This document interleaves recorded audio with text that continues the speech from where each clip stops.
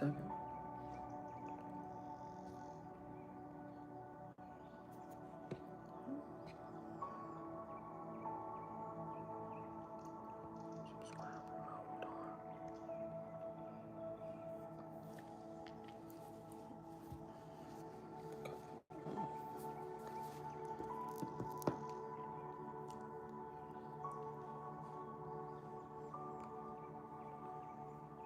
Happy Sunday. Before anybody get in here, happy Sunday. No, I'm talking to you. Happy Sunday. I'm gonna go ahead and get logged in real quick. Let me go ahead and get logged in.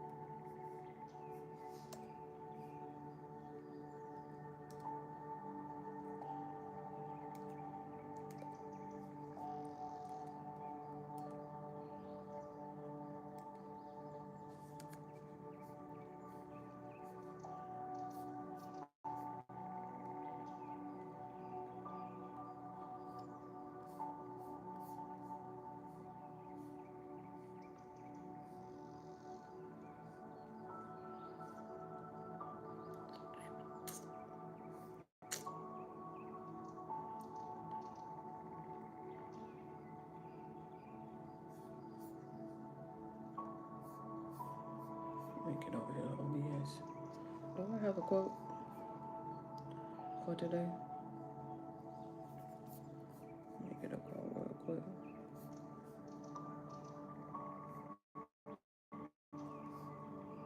This one.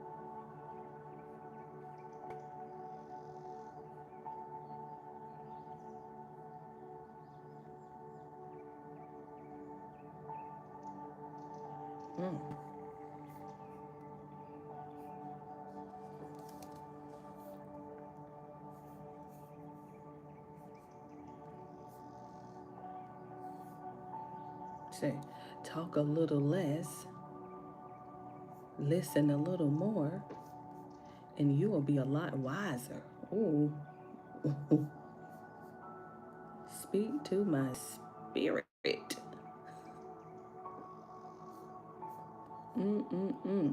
I'll take it. Indeed, I will. Hello. Happy Sunday. Yeah, scoot over so I can see you. Yeah, scoot over so I can see you. Happy Sunday. Happy Sunday. Happy Sunday. Happy Sunday. Happy Sunday. Kevin did not drop today. I know. But he did drop Wednesday. And when I tell you,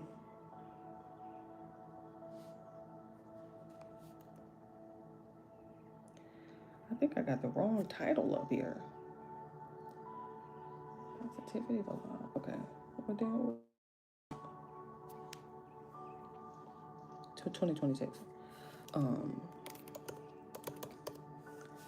Oh, it brought me to tears.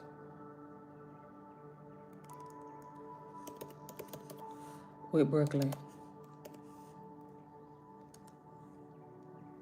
Brought me 2 tears. With Brooklyn. Okay, I got something wrong here. Give me a second. Oh no, that's right. Positivity blog. I was on 10. I didn't know that everybody was on 10 together. Anyway.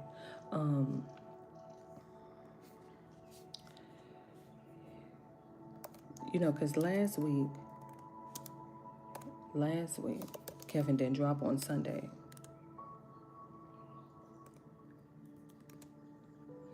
He had made his announcement, hey, I ain't dropping today. He had made it earlier in the week. And so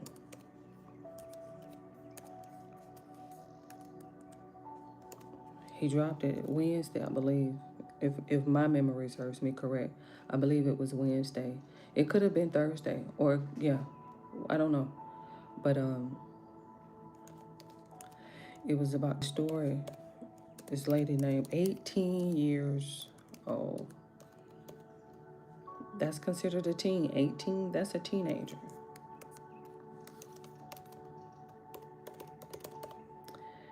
And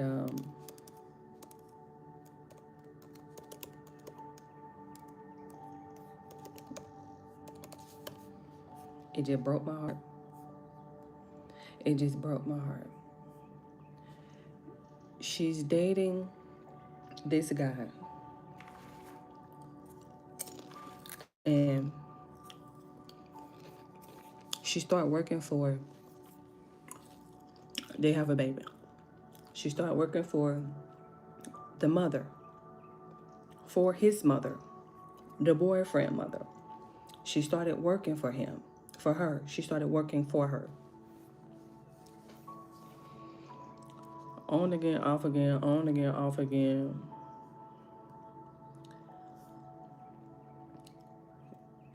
It was an off season, but they was trying to figure out, all that, right? And so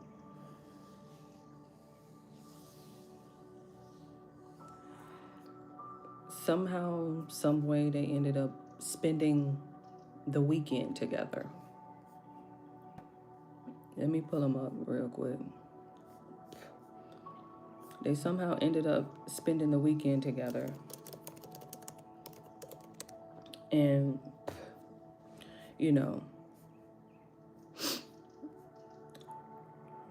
had a little coitus and stuff like that, right? Don't start playing it, Kevin, but this one right here. And so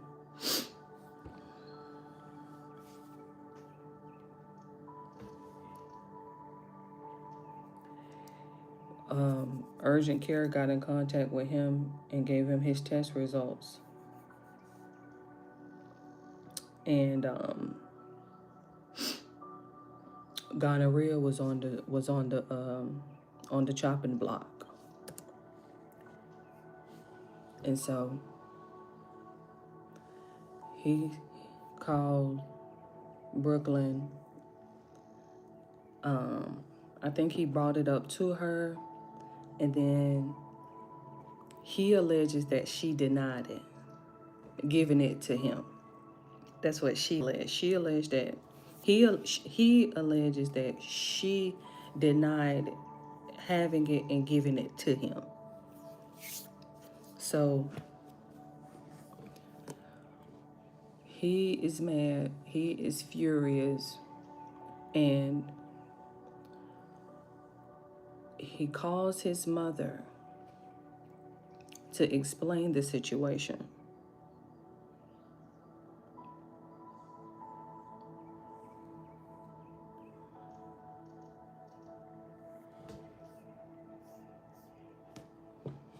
I don't want to watch it again because it might make me cry again. So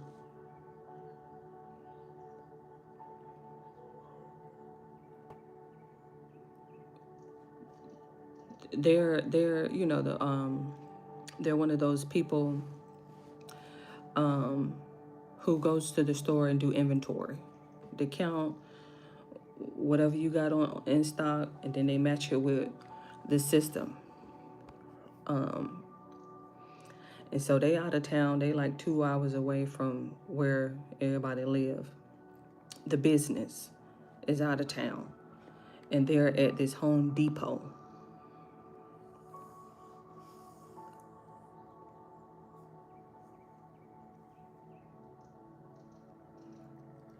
She texting her son,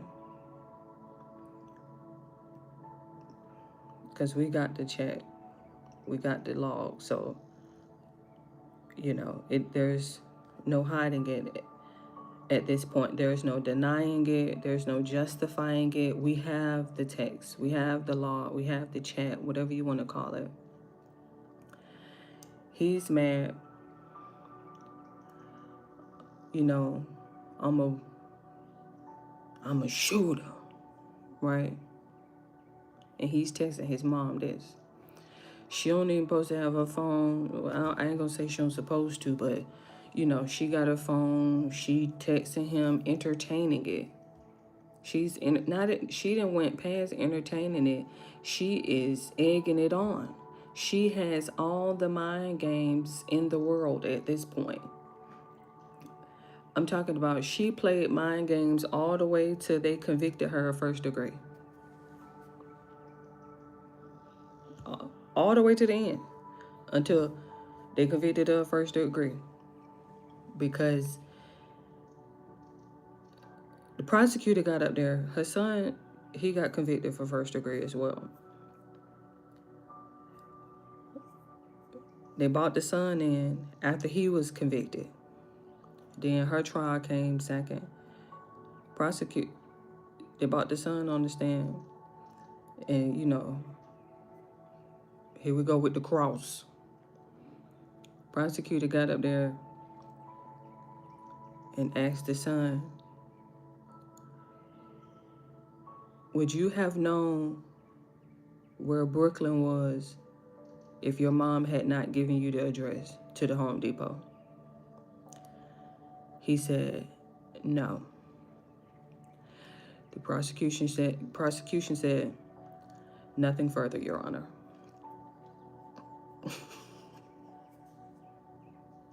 I'm like, bingo. You get your test results back, and you 38 hot, and you want for Brooklyn to have given you this STD so bad. You are definitive about this. You are adamant about this. You are 100% certain that Brooklyn gave you this gonorrhea. Now, what we ended up finding out all the way at the end, past his trial, past his conviction, past his sentencing. Now we're on to her trial, which is the mom, his mom, the boyfriend's mom, ex-boyfriend, baby daddy, whatever you want to classify him at. We're on to her trial. She get on the stand and she says, Brooklyn showed her test results and she didn't have gonorrhea. Now, do you think that she told her son this in that moment? She didn't. She didn't. She failed to tell him, oh, well, her test results came back and she ain't had none, so I don't know who you got. You know what I mean? Like, that's why I say I don't know what kind of mind game she was playing. If you was to, like, listen to the conversation, the back and forth, and how even when the detectives brought it to her attention, like, because he walked into Home Depot, I'm talking about, I think she got hit 7 times in the middle of Home Depot and just ran out. She come running after the police arrived. She's trying to cause this scene. She didn't try to faint in the middle of the parking lot, doing the absolute most.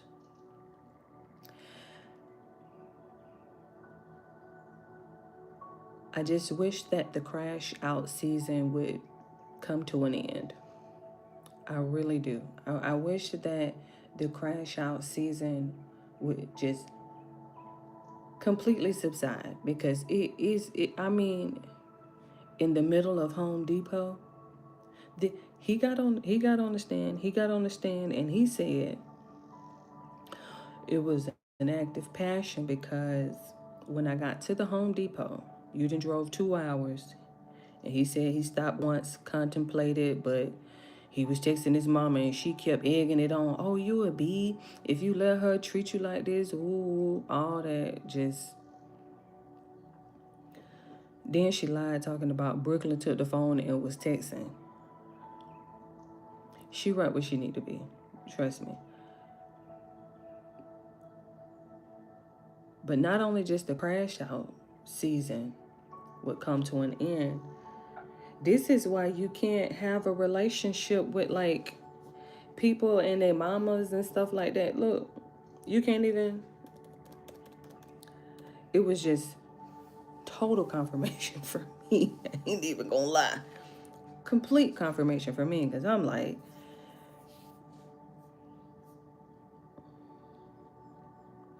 but then I had this moment where I'm in the bed, I'm putting Koa to sleep, and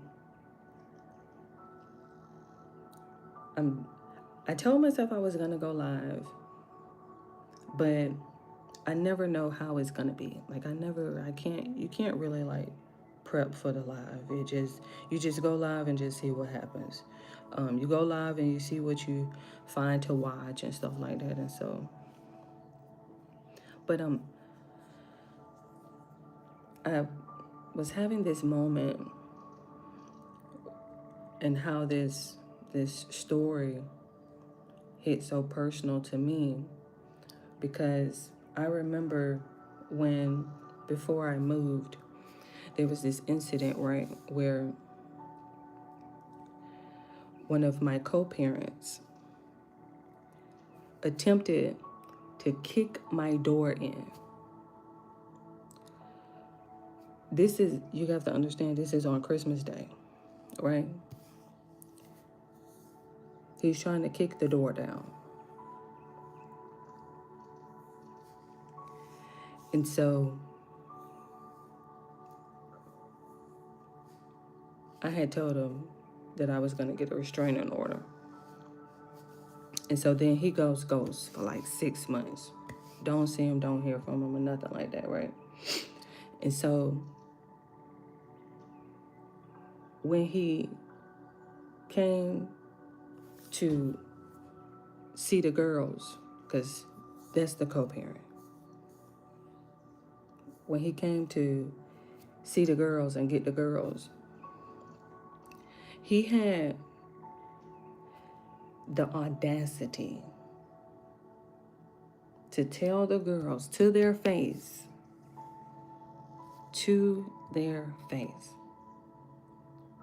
well, I ain't have to. I don't know what was the context of the conversation because I wasn't there.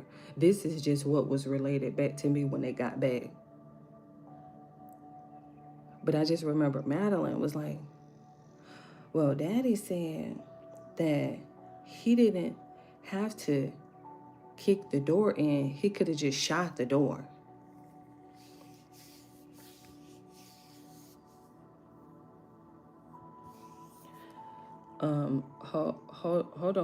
Hold on. Just give me a second. Hold on. I just, you know how I have to prep. You know how I have to prep. Hold on. Let me pull it up. Where's she at? Give me a second. She here. I just have to open her first before I try to put her up on the big screen. Because I know, let me see. Let me find her real quick.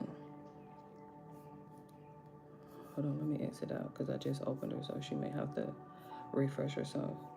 I got her. This is your screenshot. This is your screenshot. This isn't this is I'm on two different people. I can find her though. Hold on, let me see.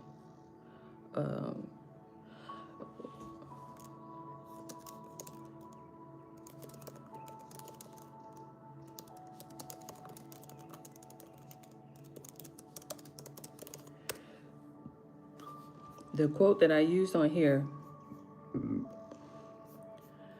put it up on the big screen. Go to JJ. Move you out of the way. This is the quote that I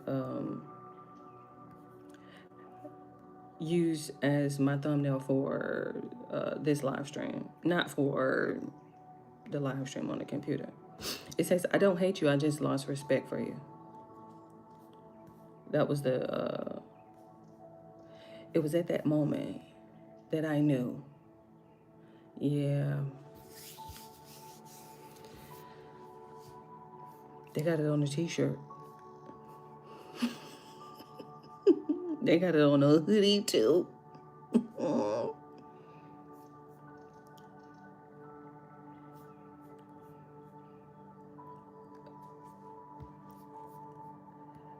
And I asked him.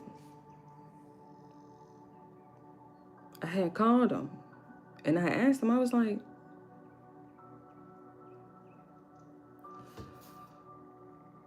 why would you tell them that?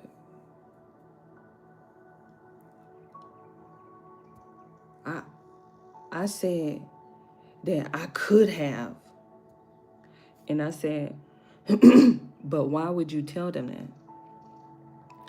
Because I said I could have. And I said it one more time because I'm like, but why would you tell them that? And I said that I could have. I'm like, are you fucking stupid or something? Because I keep asking, like, stop saying the same thing over and over again. Because I'm like, answer the question. And I'm like, why would you tell them that? Like, just imagine. Just like the mindset, the mind frame. Like, it was this case was so eye-opening for me because you see it time and time again. These crash outs. You mean to tell me that you are willing to throw the rest of your life away over gonorrhea? Really? I'm like, it's itchy, but it's a shot, maybe some pills or something. It depends on who you go to, and you know what I mean? I'm like, but not throw my life away over no dang on gonorrhea. I'm like, no, no, no, not at all. It was just that moment. And then the fact that the mother had become so heavily invested into, like, egging it on. You know what I mean? Like, she just, you should have seen the text message. You should have heard it. It was just so evil on a completely different level, and how they just both sort of,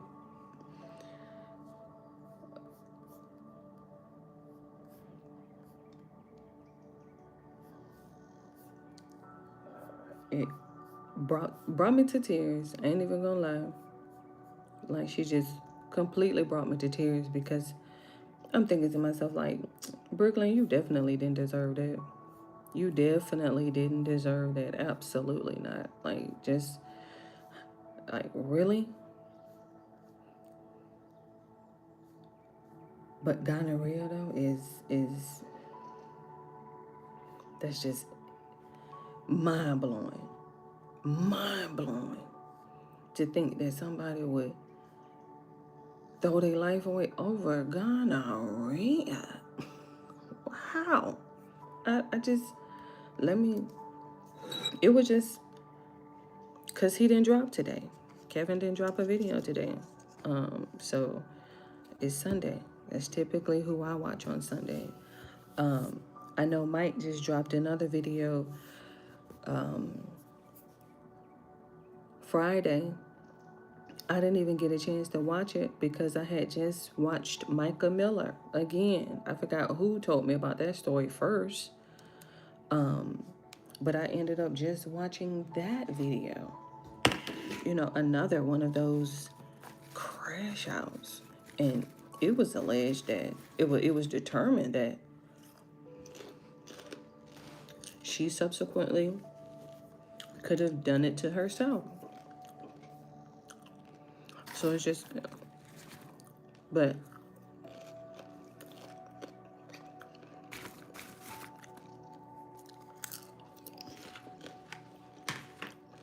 you really want to pray for these people out here for real.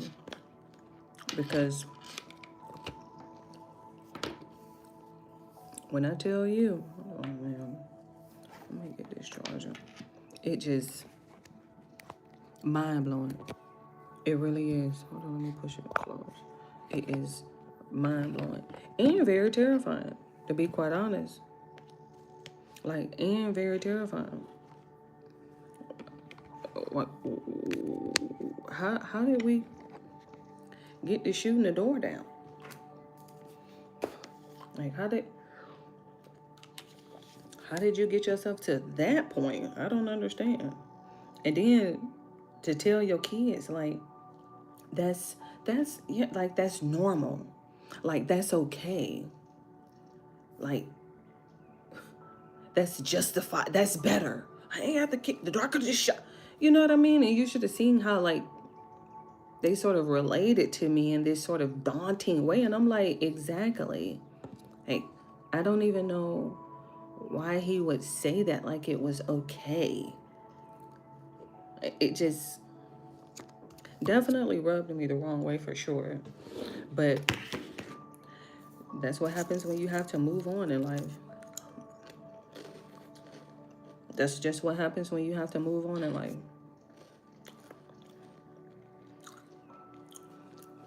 People feel a certain type of way. I'm like, tell your mom to start calling me. She blocked too. See what I mean? Like, let me see what's going on with the tax strike. Today, a bunch of people are like, I'm not filing taxes this year. Hey, so you're not paying taxes this year, right? What? I don't know what kind of life y'all living out here.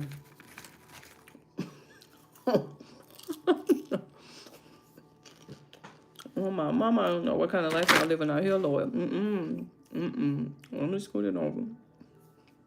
You sound crazy. What we talking about? Hey, quick question. Are we filing our taxes this year? Why y'all talk? Why are you going to TikTok to ask them? Hey, y'all, are we doing that or are we? Cause y'all need to let me. Oh my god. It's time for a tax strike. It's time, right? Listen, everybody has to pay taxes. Even businessmen that rob and steal and cheat from people every day. They still. Even they have to pay taxes. Are you planning on paying your taxes this year? Because right now, it's a growing movement on TikTok and a lot of other social media platforms and even some TV networks about Tax Strike 2026. It sounded like people are serious. I just heard about it. Let me give him his thumbs up. I heard about it.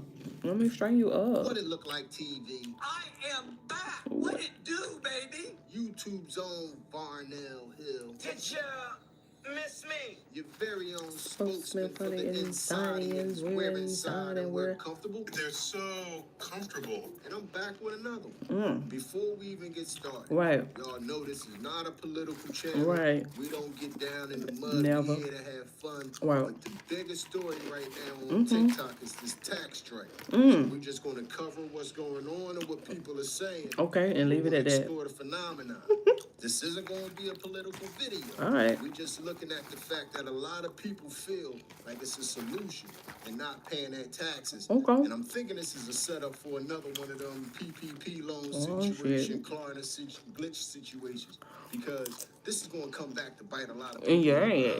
But let's get right into it. Hey, so we're not paying taxes this year, right? Because if we were to, that would be taxation without representation, which is literally what we rebelled and created this country for. So, we're not doing that this year, right? Tax Strike 2026. Oh my We god. gotta get on board with this Tax Strike 2026, okay? We have to, because here's the thing, that if we're not paying these taxes, they have no money to steal. If they want tax refunds to go to the government, they audit our politicians, and they audit the Pentagon, the Treasury. They go through all that first and get the money, okay? Okay. My husband used to ejaculate What? They got all the justifications in the world. I'm telling you. Hey, quick question. Are we filing our taxes this year? Yes, definitely. Are we? It's time for a tax strike. It's time, right? I made a video about this previously, but I wasn't really ready to pull the trigger because I didn't anticipate things getting this bad. I was so wrong, and it's time for us to pull the trigger. Okay. Metaphorically speaking, of course. I'm not saying anybody should go out there and do anything. This administration, this government will not see an additional cent of my money. I've already gone into my, HR platform and set myself to exempt. I'm going to put the money aside in a savings account or a Roth IRA or something like that, such that, when things get better and it's time for me to pay my taxes, the money's already there. You guys, we need to pull off this tax strike. We absolutely need to pull this off. Because, I mean, it's like one of the best things that we can do, given how large the U.S. is, given how spread out we are, until we can start, smaller connections within our community and then growing from there. This tax strike, I think this is going to be, let's start there. Let's start there. And about the tax strike, Okay, hell. everyone keeps asking a really dumb question. Leave it alone. Don't Oh, touch what if it. they catch me? What if they catch me? What else do you have to lose? They've taken your health, they took your food stamps, took all the things that you pay for already away from you. What else do you have to lose? Also, these idiots are so stupid that because they wanted to spend more of your tax dollars in unscrupulous ways, like buying a ballroom and things like that, they fired like half of the IRS. The IRS employees sued them It's in court AI. because it was illegal, and it was solely so that they could literally steal more of your tax dollars. So you'd rather give AI. your money to the people who are stealing it in your face than just hold it in your pocket and wait for them to come get it. First off, Hold it in your pocket and wait for them to come and get it, ma'am. They got all the justifications. Lord, bless their heart over there on TikTok. They was just whining and booing about the RPM that went down to pennies on a dollar. Pennies on the view, I mean. Just hold on to it till they come and get you. You mean garnish your wages? do is just try to send you a letter to tell you to send it. But they're not gonna because they simply don't have the capacity to enforce the tax code anymore. Because they If you did say their own so. thing. Shoot So me. tax strike now.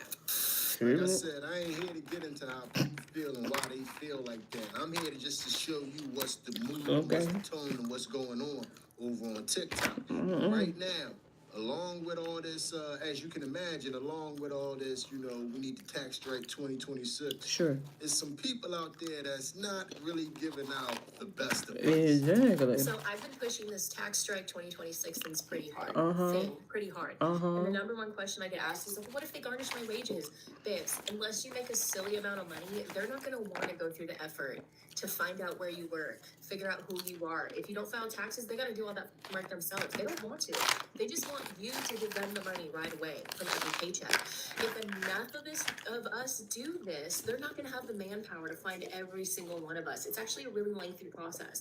First they have to find you, then they have to find where you work, then they have to send a letter to your employer, then they have to wait for the employer to send a letter back. They don't wanna do any of that. They don't want to do that. If enough of us do this, they're not going to have the power, the manpower, or the Listen, they got resources to AI find us. now. We're going to be fine. Look, they got AI now, honey. That's what you keep missing. You keep talking about manpower. They don't need it, honey. They don't need it. They have AI now. In a high yield savings account, and I promise you, you're going to be fine.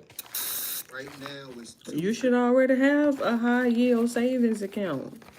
You should have several. That ain't got nothing to do with your income taxes, though, honey. I can't tell y'all what to do. I can't tell you what to do, honey. If you gonna file, file. If you don't, okay. What do you do? You don't file. Deal with the consequences later. Because, child, ask any never mind. a.m. somewhere in the world. Somebody has their robe on, they're drinking a cup of coffee, and they just got finished 10 hours of writing the code for the IRS.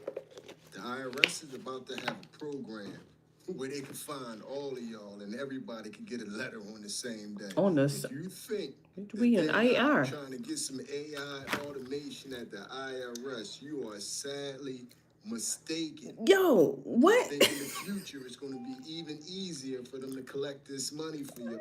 Thank you. I know I wasn't tripping. I'm like, ma'am, that's a little that advice is a little outdated, honey. Because I'm like, we have just entered AI. Georgia Power over here trying to get these contracts. Child, Georgia Power is over here trying to get these contracts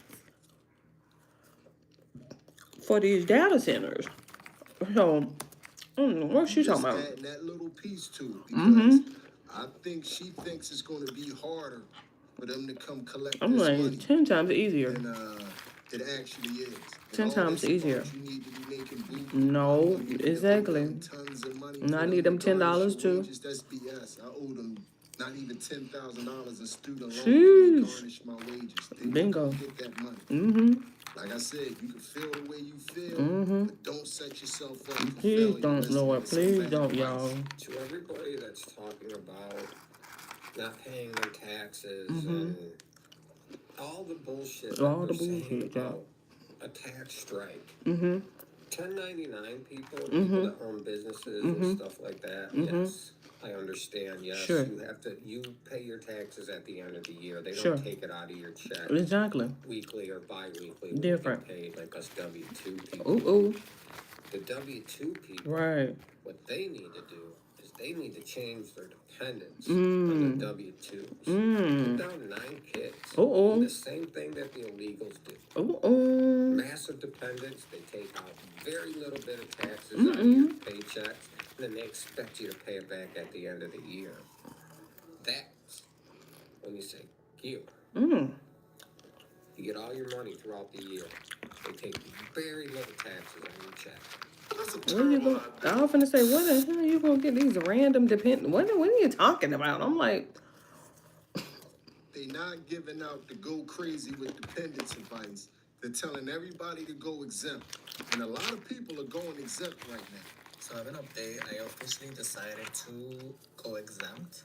on my taxes for the year of 2026, so I'm going to see how this plays out, and we'll be updating you guys shortly how this reflects on the paycheck, because clearly the money's not going where we need it to go. All right, here's the deal. Right. Some of y'all need some help. Your Right. taxes for 2025 have already been taken out. Right. And that's fine. File your tax return in 2026 in April, okay?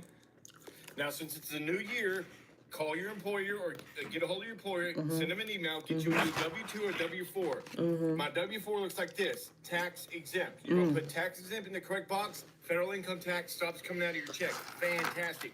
You're never going to get Social Security back if you're a millennial or Gen Z. It's all going to go up in flame. Now, some people are saying, oh, well, I'm going to save money so I can pay taxes later. Whatever, fine. Right, You don't if have you any say so. cojones, then pay your taxes later. Put it in a separate account. Or don't pay them at all. Right. We've got a badass. Look, exactly. Once you file your taxes, then you're giving the IRS the okay to sift through all your stuff. If you owe them money, they're going to come after you. They're gonna come But up. that's only because you filed your taxes. If you don't file at all, they have nothing to go on. Once you file your taxes, you're saying, hey, IRS, come for me. Okay? So stop filing. If you want to pay them back later, stop filing, number one. If you want to put them in a separate account, pay it later, fine, do that. Or don't pay them at all. Once you go tax exempt, don't pay them anymore. Put them in a separate account, pay them later, but do not file. Once you file your tax return, They know that you you're ain't giving the paid IRS them, permission. and they're going to get their Teresa, coin. it's your car accident. Because at some point, you're going to want to file. Call your employer. Look. Look.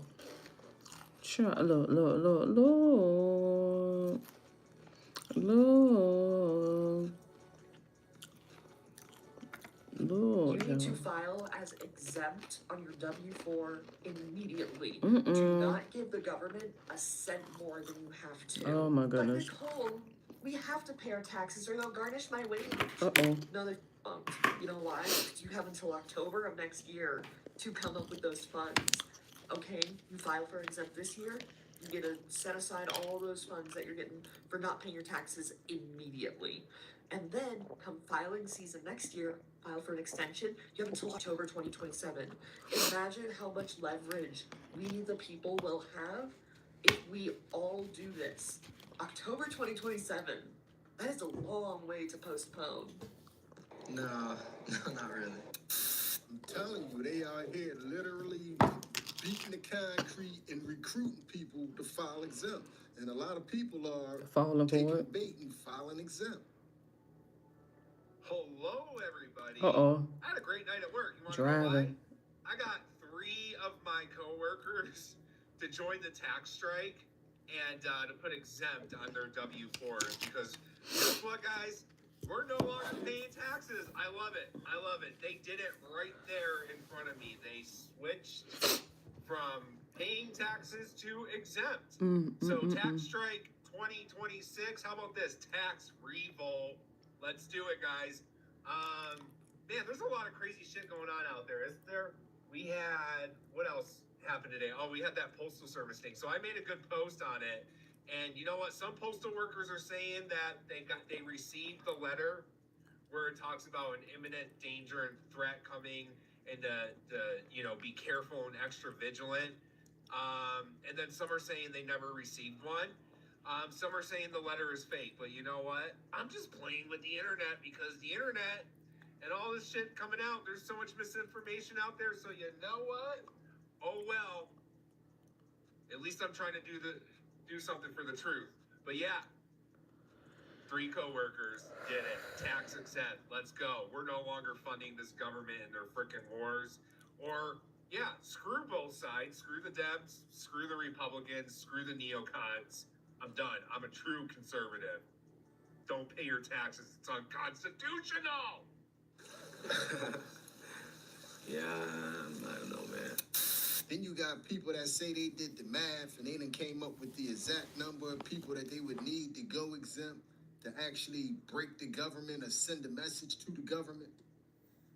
All right, you ready for some really cool numbers? So I just got done crunching some numbers for this tax strike group that we've put together to perform a federal income tax strike. And a lot of people are asking, like, how big is the group going to have to get before we can have an impact? Or how big does the group need to get before we strike? And I just got done crunching the numbers, and I'm actually pretty surprised. It doesn't have to get near as big as I thought.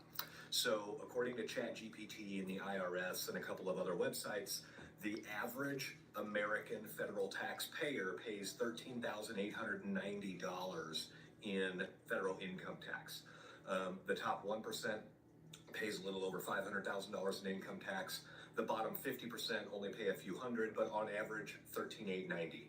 If we assume a 50% participation rate in the group, once the group hits 144,000 members, we have a $1 billion impact to the IRS.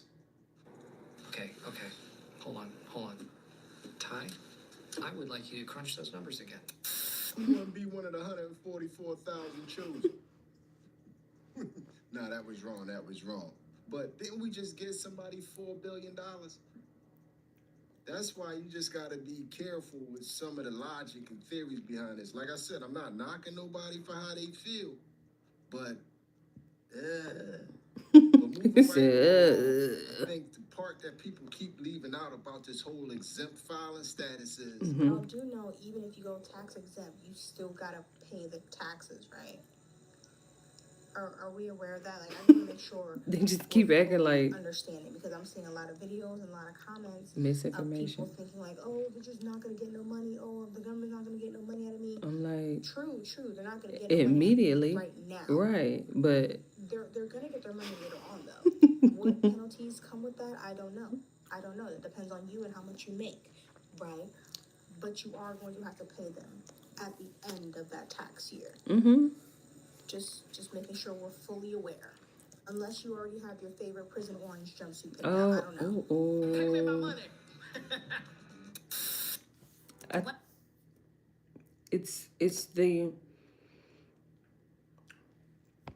It's the filing exempt and then not filing your taxes. That's what they're trying to merge together. Or I'm just assuming that the people who have already went tax exempt last year, I'm just assuming that they are the ones who are promoting to not file their taxes this year. That's the only logic that I see. The only logic that I can see is that the people who went tax exempt all last year, they are the ones who are like, oh no, we ain't filing our taxes this year. You know what I mean? Because they know that since they didn't file exempt for the entire year last year, which was 2025,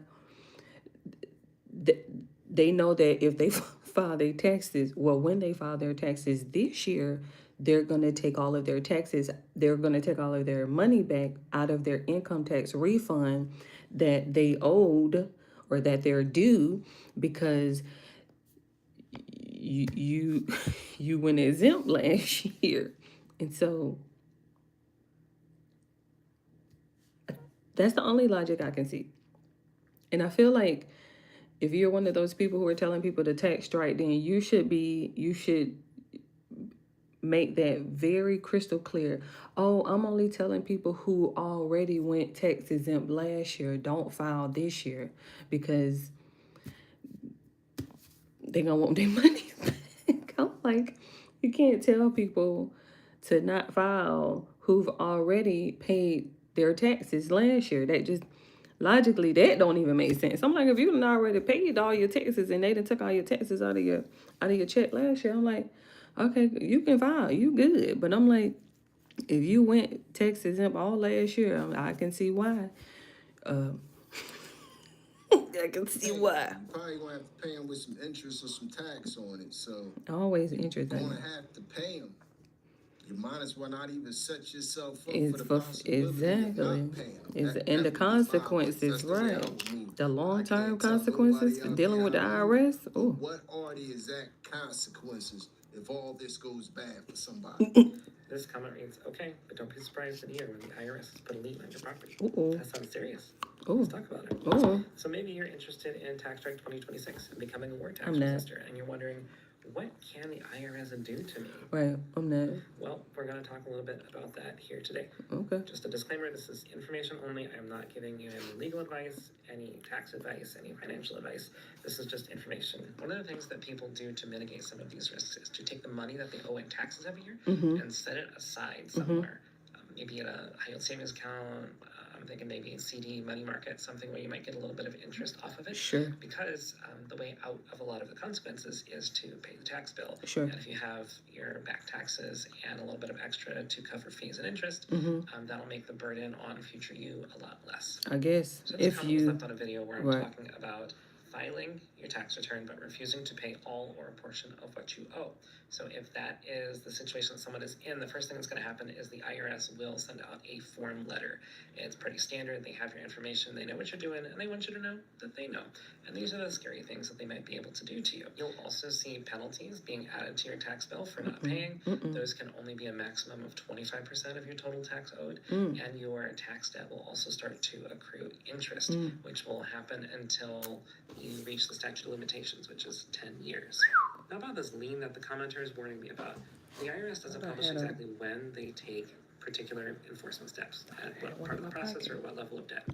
However, the National War Tax Resistance Coordinating Committee, over years of doing war tax resistance, has figured out that it's around the $25,000 in tax debt mark, which it's going to take me a little bit to get there. I don't know about you. I don't make that much. What does the lien do? Well, practically speaking, if someone is trying to pay you with a loan, say they're taking out a mortgage to buy your house, the bank will see that lien, and instead of paying all the money directly to you, they will pay the federal government what they're asking for before giving you the rest of the money. If you know something different about liens, let me know, but that's the biggest practical impact that would have. A more immediate concern for people might be something like wage garnishment or the seizure of property or assets. And that is something that the IRS could do, and they seem to do it around the $25,000 mark when they do it. However, it is not particularly common. It's a lot of work. And honestly, with the reductions in the IRS staff under President Trump, I think it looks very likely that that's not going to increase anytime soon. And then somewhere in the $60,000 something owed in tax debt, the IRS will then contact the State Department, potentially, and tell them that you are not allowed to renew your passport or get a new passport. So if you end up in a situation where you're coming up on that because you've been a long-time resistor, thank you for resisting for so long, and you might want to get that passport renewed before you hit that mark, because you can continue using your existing passport without any issue. You just can't get a new one. And last but certainly not of least concern is the possibility of criminal prosecution, prison time, that kind of thing. It's not that they can't do it. They just don't do it very often, maybe because it provides a lot of free publicity and public outrage when it happens, and historically I believe has driven even more people towards war tax resistance when they see that kind of thing happening. So it's not necessarily a net win for them. And one of the other possibilities is they might tell your employer to start withholding from you again, no matter what you say, which would kind of take away your method that you're using to not pay taxes throughout the year so that you can then refuse to pay them at the end. Now, when I say things aren't super common, that is specifically with regard to war tax resistors. Other types of refusing to pay taxes or tax delinquency, they will go after with a little bit more fervor, zeal. But generally speaking, they don't seem to go as hard at the war tax resistor. I wanted to...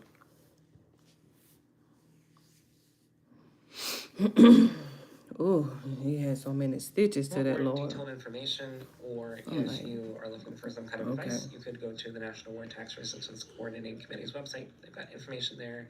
You could try to connect with a war tax resistance counselor in your area, and you can also check out their TikTok here for a lot more information as well.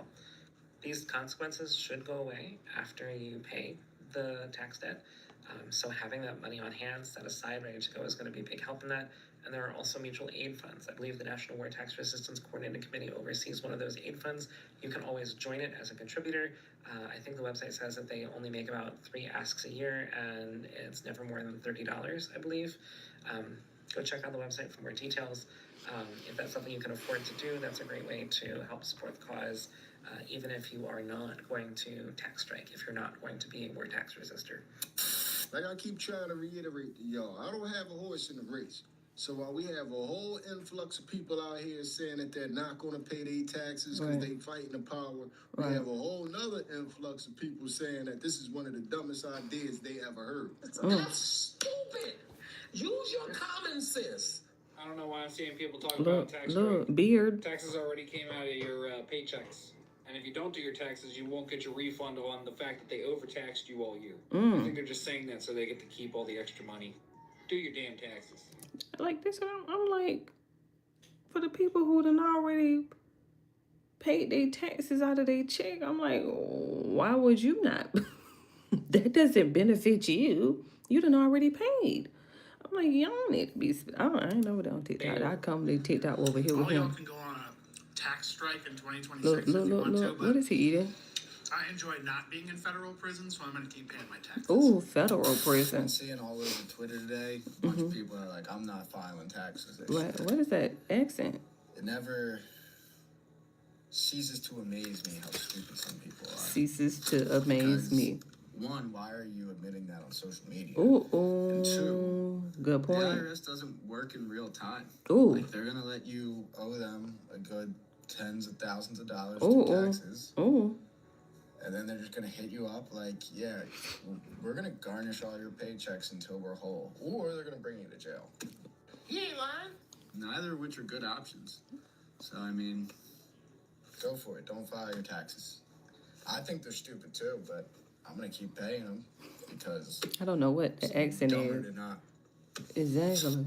And if you're fine with the going to jail option, Uh-oh. that doesn't mean that they're not going to take your house or your car or any other assets that you have and say, hey, we're even.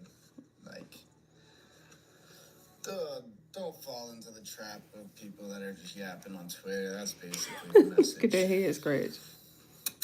Telling you, man, those Eagles fans, man, them Eagles fans will never leave. Not you alone. Eagles. My man was Look, he done common switched sense. beanies. Had to throw the Eagles hat on. Look, he just said that. Like I'm I like, he done said, I'm just switched showing beanies. y'all what the vibe is and what everybody's saying. Cause ain't And no way. None of this was any tax advice. Don't take no advice that I'm you like, heard from any of these ain't people no in this way I'm video. finna sit here and be Me listening to personally, motherfuckers on I'm TikTok. gonna pay my taxes. I'm gonna pay all of them. Indeed. Like my man said, the IRS isn't working in real time. Exactly.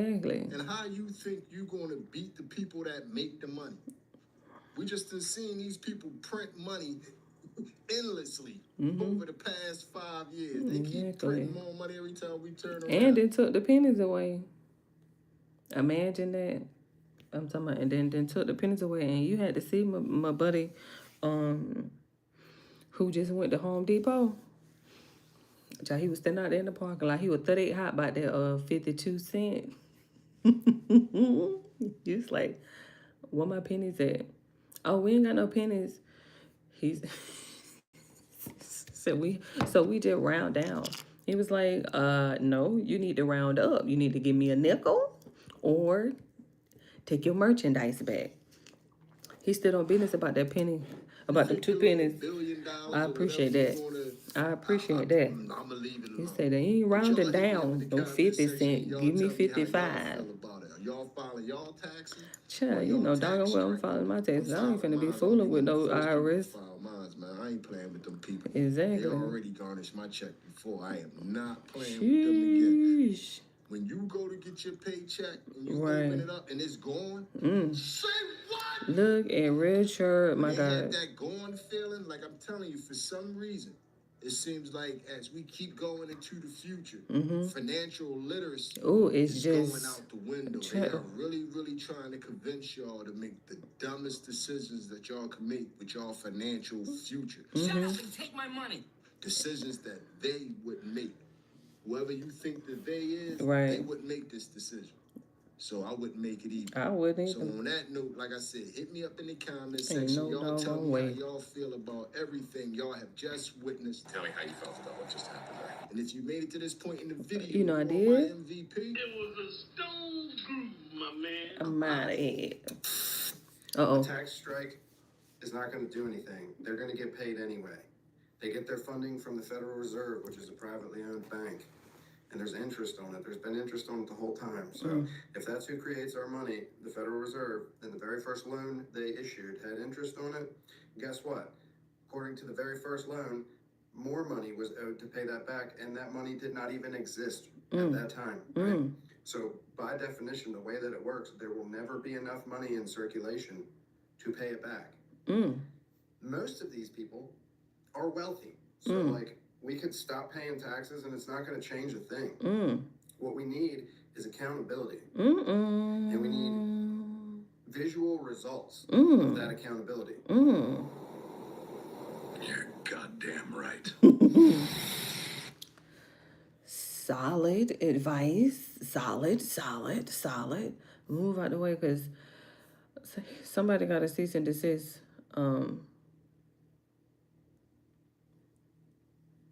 Let me see.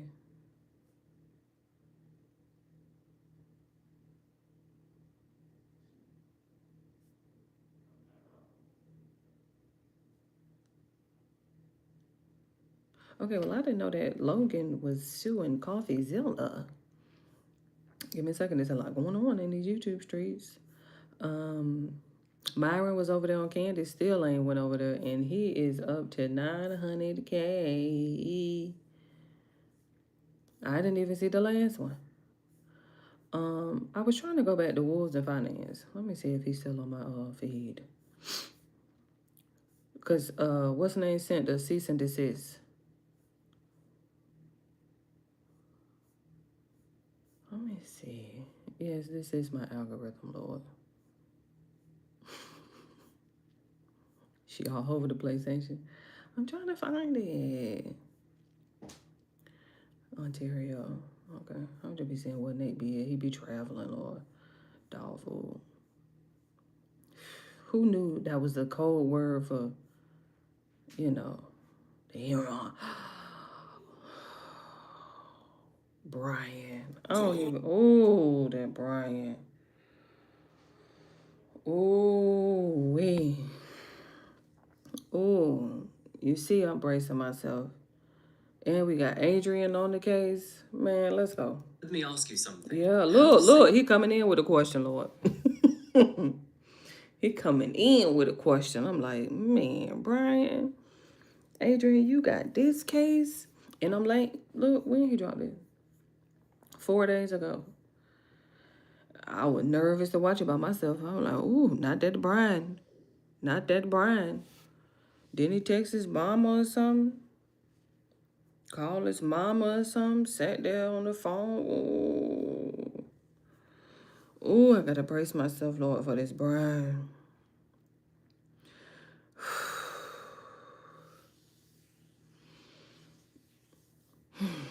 Come on. You feel in your own home, and how sure are you that you'd notice if something was off? Right. Something as simple as a door opening, a footstep in the hallway, or a presence that didn't belong. Right. Do you think that you'd recognize that danger in time? Or would it move quietly around you while you slept soundly at night? On November the 13th, 2022, those questions stopped being hypothetical when 4 university students were murdered inside their own home in Moscow, Idaho. At the time, they were living just off campus in a place that was meant for rest, studying, and safety. And what followed forced a community and then an entire nation to face one of the most horrifying and notorious cases of 2022. Welcome back to Coffee House Crime Files. My name. I got overwhelmed just with the intro, Lord. It's that Brian. I'm gonna try to push through this one, Lord, because when I tell you,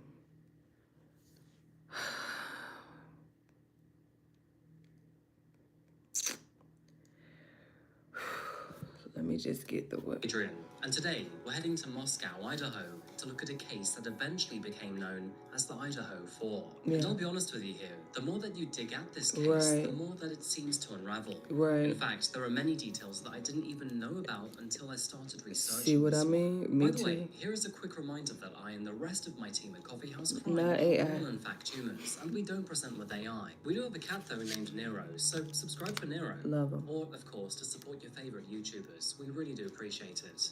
Thank you. Now then, with that said, let's get down to the usual. Please, grab yourself a coffee, and let's caffeinate while we investigate. This is the case of the Idaho 4.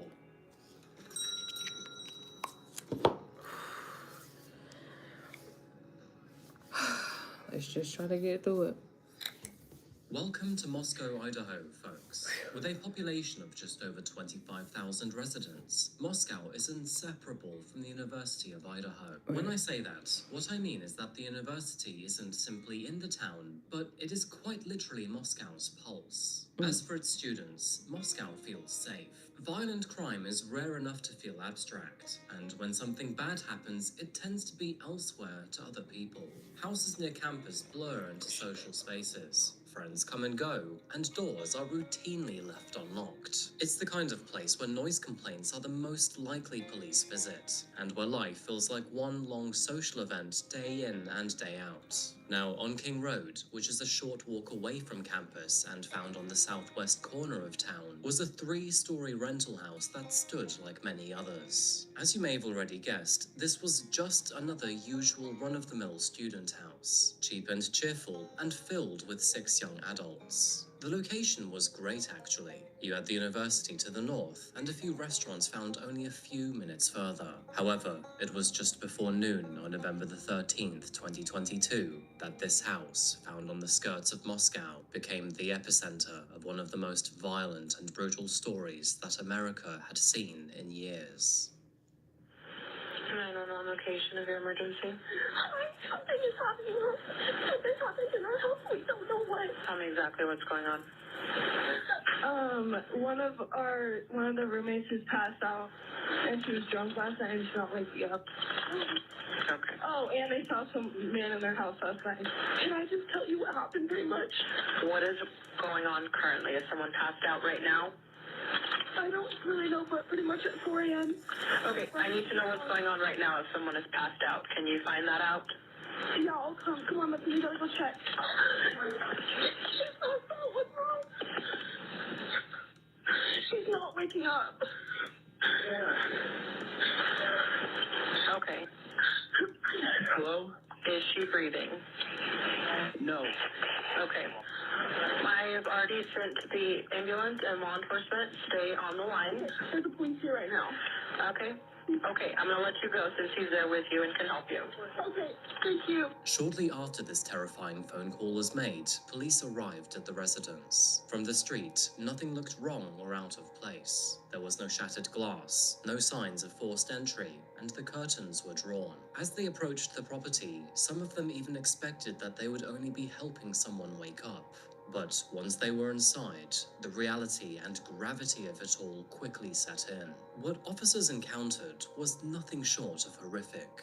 And that's because this wasn't a single or small medical emergency, but was an all-out catastrophe. Additional units were called in immediately, and the home suddenly changed from a student house into a full-blown crime scene. The home was unnaturally still as police officers moved through its narrow hallways, pausing at corners and closed doors, and announcing themselves into rooms that never answered back.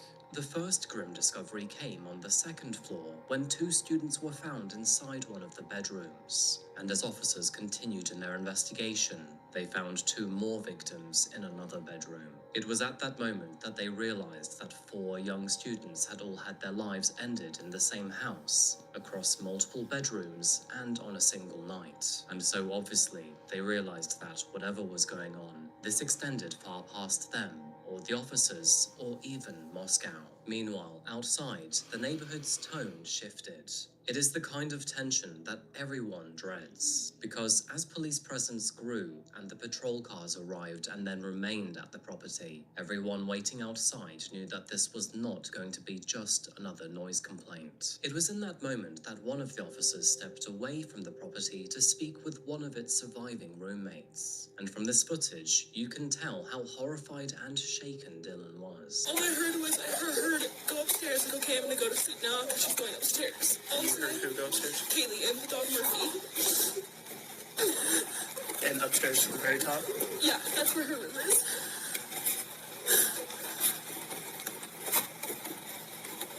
Okay. And then also I heard her walking up. I heard a scream, and she ran upstairs because she saw someone. That's what I'm pretty sure she said. Someone's here, and she screamed and just ran downstairs. And I called her name, but I jumped up and locked my door because I was so scared. And then I heard someone in the bathroom, and I heard her crying, and I heard some guy say that you're gonna be okay, I'm gonna help you. And I kept calling her name, but she wasn't answering. And then I opened the door for a second, and I saw this guy, and he was not insanely tall, but he was wearing all black and like this mask that was just covering his forehead and his mouth. And I locked the door, and I called, and I didn't know what to do. This is at 4 a.m., yes. Now, Dylan claimed that she'd woken up in the middle of the night to Right. sounds that she couldn't quite explain. Right. Movements and voices that all felt a little off. Right. It is worth noting, however, that despite the strangeness, She she never still felt didn't threatened call by the any of police. it. Apparently, he was dressed all in dark clothing Right. and didn't even acknowledge her presence. Right. He just simply walked by towards the exit. It's the kind of encounter that you'd feel very uncomfortable in, especially as a woman. But with this being a student house, there could have been a million innocent explanations. And so she simply walked back inside her bedroom and shut her door. But the important part here is that her recollection of that evening changed everything about the story at that stage of the investigation. Right. Because not only did it verify that an unknown, mysterious man was It must inside have the been property targeted on the then. night that her 4 friends were murdered, Right. but also that he had acted while everyone was fast asleep in bed. Mm. And as investigators took a closer look at the crime scene, they Mhm. realized that, although clues were in fact sparse, there were a couple that they could indeed work with. But before we jump the gun here, who precisely were the Idaho 4? So, Yes, this is why I switched to injection.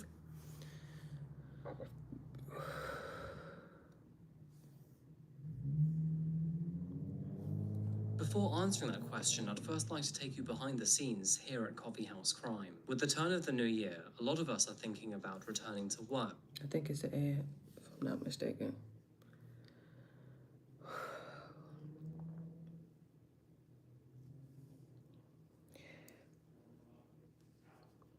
You know, I didn't know about this case until a couple months ago when Brian kept making the news for everything. Oh my goodness, they keep screaming at me through the vents. They keep bullying me. And somehow this made the news, like a news article. What? They keep screaming at me through the vents. I can't sleep. And they being mean to me. How did this make the news? I can't get my commissary. They not giving me my commissary. Why I can't get my commissary? How is this making the news? I'm so confused. I'm like, how are you? And that's how I end up finding out what he did.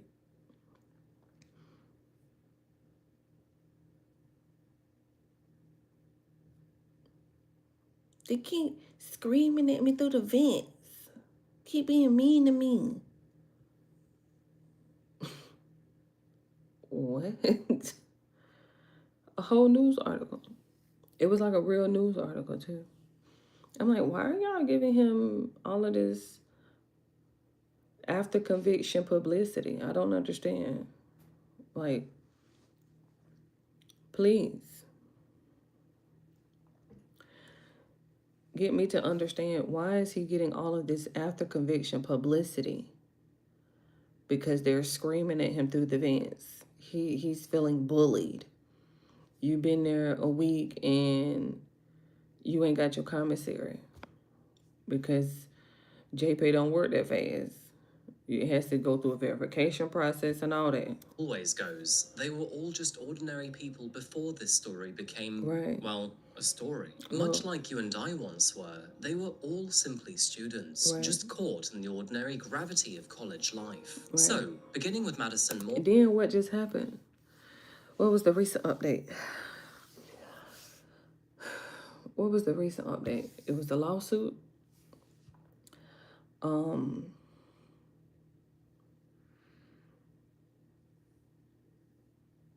It was a lawsuit. I think their families had. She was 21 years old at the time and was a senior at the University of Idaho studying marketing. Friends described her as outgoing and loyal, and someone who kept people close and made plans easily. This is something we'll come back to towards the end of the video. But Madison worked at a local restaurant named the Mad Greek. Having grown up in Idaho, she was nearing the end of her college years, and so she was naturally looking ahead after graduation and whatever came next. Her close friend, Kaylee Gonsalves, was also 21 years old at the time. Also a senior who was studying general studies, she and Madison were described as inseparable. By now, they had known each other for several years and would have likely been forever friends. Now, Kaylee was only weeks away from graduating and had already accepted a job out of state. In fact, she had already even recently moved out of the King Road house, but had returned to see her friends. As for the weekend that she was tragically murdered, Kaylee was back in Moscow to spend time with Madison and also to show her the new car that she had recently purchased. Now, on the second floor lived Sana Konodal, who was a 20-year-old junior that was studying marketing at the time. Alongside her was her boyfriend Ethan Chapin,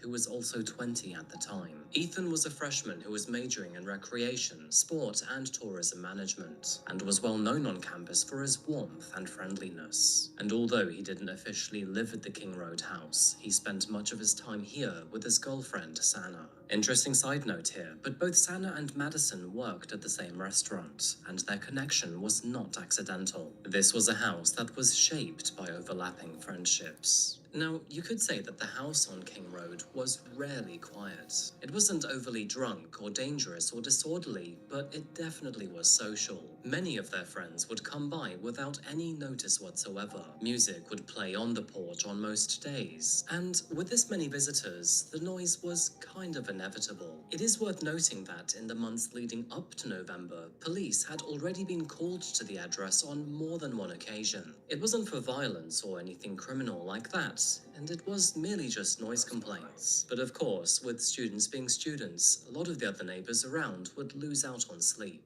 And as it turns out, one of those visits was even captured on police body cam footage. Well, understand that you're responsible for the residents. Okay. So whoever else is here, if they have a safe way to get home, you need to kick them out. Okay. Or tell them to come inside and be quiet. Because the houses that are on this hill all the way around here, we can hear you from clear down the road when we were coming up here. We can hear the music. And that's, I'm so sorry. we're past the point of having polite conversations, okay? Because neighbors are being kept up. Look, I'm As you so can see in this sorry. video, I'm so officers approached the house late at night. The atmosphere was relaxed, and Sana, who answered the door, was cooperative, apologetic, and even friendly. The officers told Sana that she had to keep it down before then being on their way. And from this footage, you can see how chill she and everybody Super else chill. really was. Yeah, And so, with that said, let's talk about the night of November the 12th, followed by the morning of November the 13th. Everybody knew quiet It now. was a Saturday, meaning that football was the talk of the town. The University of Idaho Vandals played that afternoon, and with it being a home game at the Kibbe Dome, it drew in thousands of students. The Vandals would go on to win that evening, and so it is no surprise to learn that everyone in the area had a reason to celebrate. Sana and Ethan spent their evening at the Sigma Chi fraternity house, and friends would later confirm that the two were together for the entire night afterwards. It turns out that nothing about their evening stood out, and it's reported that the two left sometime around 1:45, before then heading back towards the property on King Road. Meanwhile, both Kaylee and Look at these Madison spent two. their entire night downtown, staying together while they moved through their usual spots in the area. They eventually arrived at the Corner Club, which is a bar just off Main Street, and once again, a regular stop for them. Both surveillance footage and witness reports placed them here until around 1:30 that morning, where they appeared relaxed and with nothing out of the ordinary happening. There was nothing to suggest that anything was wrong or amiss either. So, just like the other two, there was no obvious sign of drama or issue. When the bar closed, Madison and Kaylee walked a short distance towards the Grub Truck, a late-night food stand that was parked downtown. Just out of coincidence, it turns out that the truck was actually live streaming on Twitch at the time. The camera had surveillance over the sidewalk in a wide, grainy view, where both Madison and Kaylee can eventually be seen appearing on camera while waiting for their food. As you can see, they occasionally glance over towards the street, and then, at approximately 1:56 a.m., the two then leave in a taxi, which was heading back toward King Road.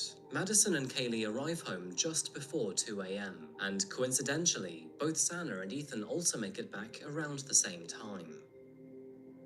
Imagine being able to build an app.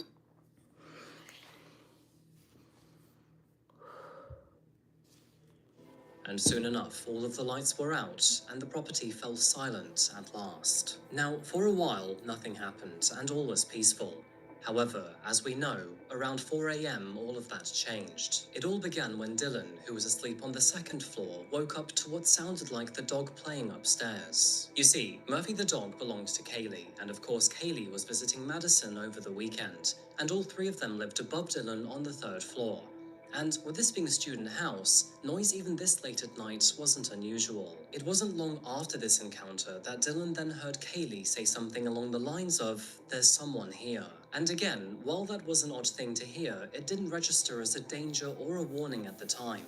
Instead, it sounded casual and perhaps even dismissive. A short while later, she then heard even more noise, but this time, it was actually coming from the same second floor. She described the sound as crying coming from Sana's room, to which she then heard a male voice respond with, "It's okay, I'm going to help you." However, once again, Dylan felt more confused than worried, and there was no obvious sign of struggle or shouting going on.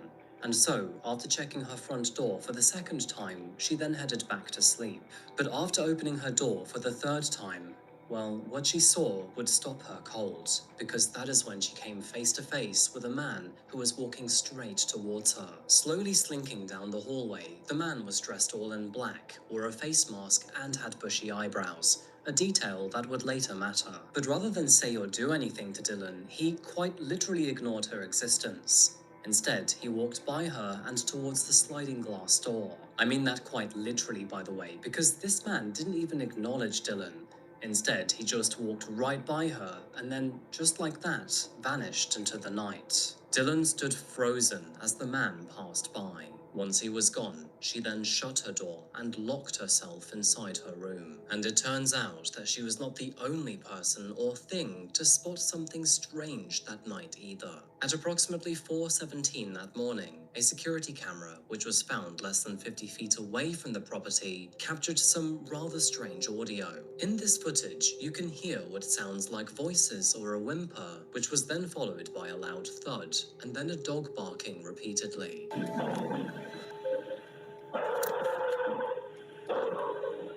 It was around the same time that a white Hyundai Elantra was captured making several passes through the neighborhood, after which the car was seen leaving the area quite rapidly. Moving on to the crime scene. In the hours after the brutal discovery, investigators searched for clues high and low. Detectives concluded that the killer had actually done a very good job in leaving almost nothing behind. But, of course, in this day and age, there is always something that they can work on. It was on the third floor, and where Madison and Kaylee were found, that investigators discovered a tan leather knife sheath on the bed. The sheath was stamped with the markings Kabar USMC, and judging by its design, the sheath was designed to stay attached to a belt and not left behind at a crime scene. With all of this in mind, the sheath was carefully collected and then sent for forensic testing. And when the results came back, it was resounding. Located on the metal snap of this sheath was a single male DNA profile. The profile wasn't a mixture or degraded in the slightest. Instead, it offered one single suspect. As the lab work continued, investigators profiled the neighborhood and asked both far and wide for surveillance footage. And thankfully, what they found was movement. Through all of the hours of footage they scoured, no surprise, but they would eventually be most interested in the white Hyundai Elantra that we've already mentioned before. Now, initially, analysts believed the car to be a 2011 to 2013 model. However, this was eventually extended to be as new as 2016. When police asked the community for help in identifying the vehicle, their response was overwhelming. We're talking about thousands of tips pouring in, with many leads extending into Washington, Oregon, Nevada, and even Montana. That was a lot of land for police to cover. But I'd like to draw your attention to here, to the nearby town of Pullman, Washington, which can be found about 10 miles away from Moscow.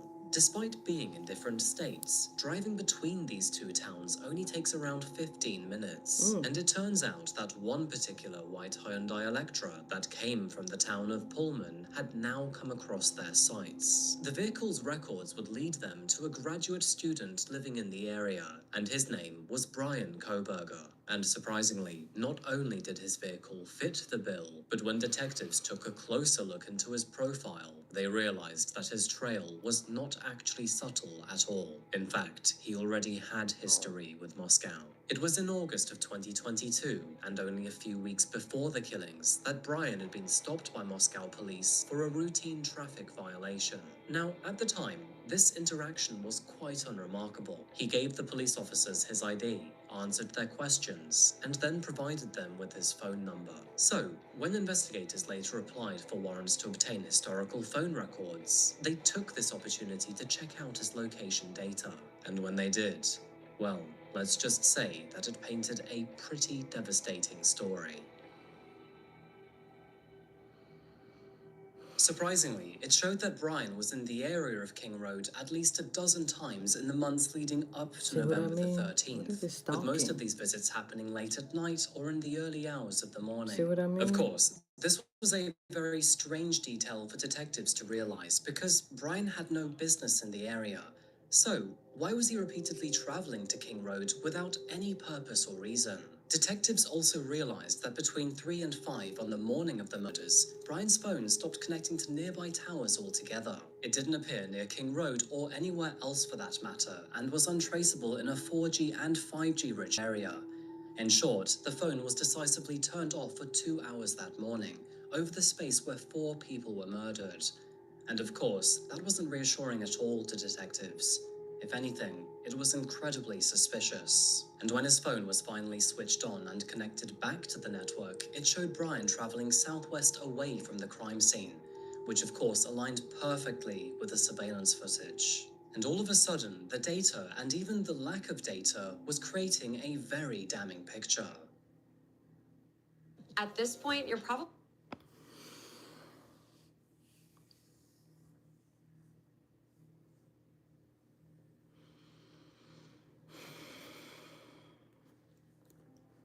Now, if that wasn't enough already, detectives in Pennsylvania would then go on to recover trash from Brian's family home. Of course, the main aim here was to try to find DNA that belonged to Brian or his family. And when they finally tested trash that belonged to his father, lab analysis showed that the profile was consistent with being the biological father of the person whose DNA had been found on the knife sheath. All of a sudden, all of these separate articles of evidence, which had once floated separately, that being the sheath, the car, the DNA, and the phone, was now all coming together. And what initially began as a lone, mysterious man walking down a hallway had now transpired into the actual name of the Idaho 4 killer. So, we know his name, and we know all about his behavior, but who precisely is Brian Kohberger? 27 years old at the time, Brian Christopher Kohberger seemed ordinary enough at first. Of course, minus that death stare, because that is not ordinary. Now, on the surface, his life appeared to be structured and was directed by his routines, academic goals, and a quiet sense of ambition. Born on November the 21st, 1994, and raised in Pennsylvania, Brian grew up in a suburban home with his parents and sisters. Family members would later describe his childhood as normal and definitely not troubled. He attended local schools, moved through his teenage years without any notable drama, and always seemed relaxed. People who knew Brian in his earlier life do recall his struggles, however. As a teenager, Brian dealt with both weight issues and social isolation. Over time, he would eventually lose most of his excess weight and would then become focused on discipline, boxing,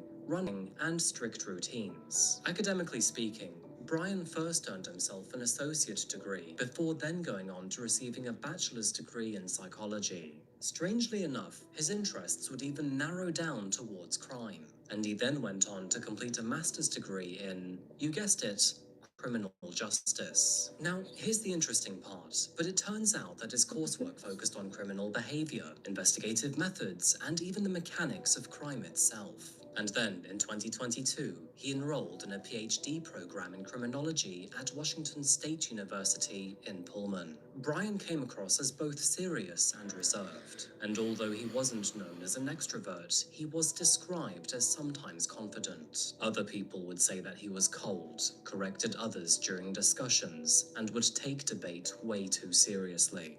Oh, and another interesting side note, but he had also applied for an internship with the Pullman Police Department as a data analyst. And although he wasn't accepted into the program, you can quite clearly see his intentions. In the days and weeks after the murders, and while Brian was still a free man, people who saw him say he appeared quiet and more withdrawn. It was also noted that he attended all classes as usual, continued on with his routine, and although a little bit more quiet, his behavior didn't seem much different than before. It was almost like nothing big had happened in his life. But little did he know that, soon enough, he was going to come face to face with dozens of armed officers. It was on the morning of December the 15th, 2022, that Brian and his father were driving home for the holidays. This included a 2,300-mile journey from Idaho to Pennsylvania. However, not long into the journey, officers would stop them in their tracks, but not for the reason you'd expect. They were initially stopped in Hancock County, where an officer pulled the vehicle over for following another one too closely. After approaching Brian's window, he handed over his license and his registration without any hesitation. The deputy explained the reason for the stop, issued them a warning, and then sent Brian and his father away. However, only 9 minutes later, officers appeared yet again. Now, at this stage, you might be thinking to yourself that maybe officers were finally going to arrest him. However, unfortunately, you'd be wrong. This time, it was an Indiana State Police trooper that stopped the very same reason as before. But even still, no search was conducted. Once again, they were released without a warning. Now, at the time, neither of these stops was unusual or strange, and no laws had been broken. So there was no plausible reason for them to detain Brian. But of course, these two moments stand out not for what happened, but what didn't happen. You have to remember here that at this stage in the investigation, both Brian and his car were under the spotlight. So he was chilling. Yet here they were being noted down, not once, but twice, before then being allowed to go on their way. However, thankfully, less than 2 weeks later, their journey would end in a very different way. By the final week of December, the investigation had gone quiet on the surface. However, behind the scenes, investigators were no longer looking for who was responsible, but instead were merely waiting to act on it. They already had the outline of the case, the car, the phone data, the timeline, the DNA, and the man responsible. And so, in the early hours of December the 30th, 2022, law enforcement finally made their move. It was shortly before dawn that a tactical team arrived at Brian's family home. Now, according to police reports, they actually found him while he was digging through his own family's trash can, while wearing latex gloves. Now, for any innocent person out there, I don't think that's how you'd spend your typical Friday morning. So, I guess you could say that they actually caught him red-handed. Brian was arrested without incident, and when he arrived at the police station, he was charged as a fugitive from justice. That being a simultaneously, search warrants were executed on his home, his belongings, and the white Hyundai Elantra that had already traveled thousands of miles with him. Detectives would also seize both his phone and his computer, which, funnily enough, would conveniently lead to an entire album of his selfies being released, categorized into selfies that he had taken before the murders and after. Speaking of selfies, this one was taken not even 6 hours after he had murdered 4 innocent people. I would also like to question why he took so many photos of his own butt. Investigators would later state that sections of his browsing history from the weeks leading up to the murders were also missing, and that absence was extremely abnormal. And as for his mobile phone, Well, unfortunately, data was sparse. Mm. Brian barely kept any contacts in his phone book. It was mostly just his mother and father, and records showed that they frequently communicated in the days after the murders, which included both text messaging and phone calls. But beyond that, the authorities have been quite careful in what they have publicly released. Right. They have referenced materials suggesting rather disturbing interests, and have also noted that there are patterns of online activity that point towards fixation and control. However, most of that evidence has not been disclosed publicly in detail. But what really mattered here is that each element on its own would describe a little bit of the story. But when they were all put together, well, that created a much stronger picture, and one that was far more believable. Being a pro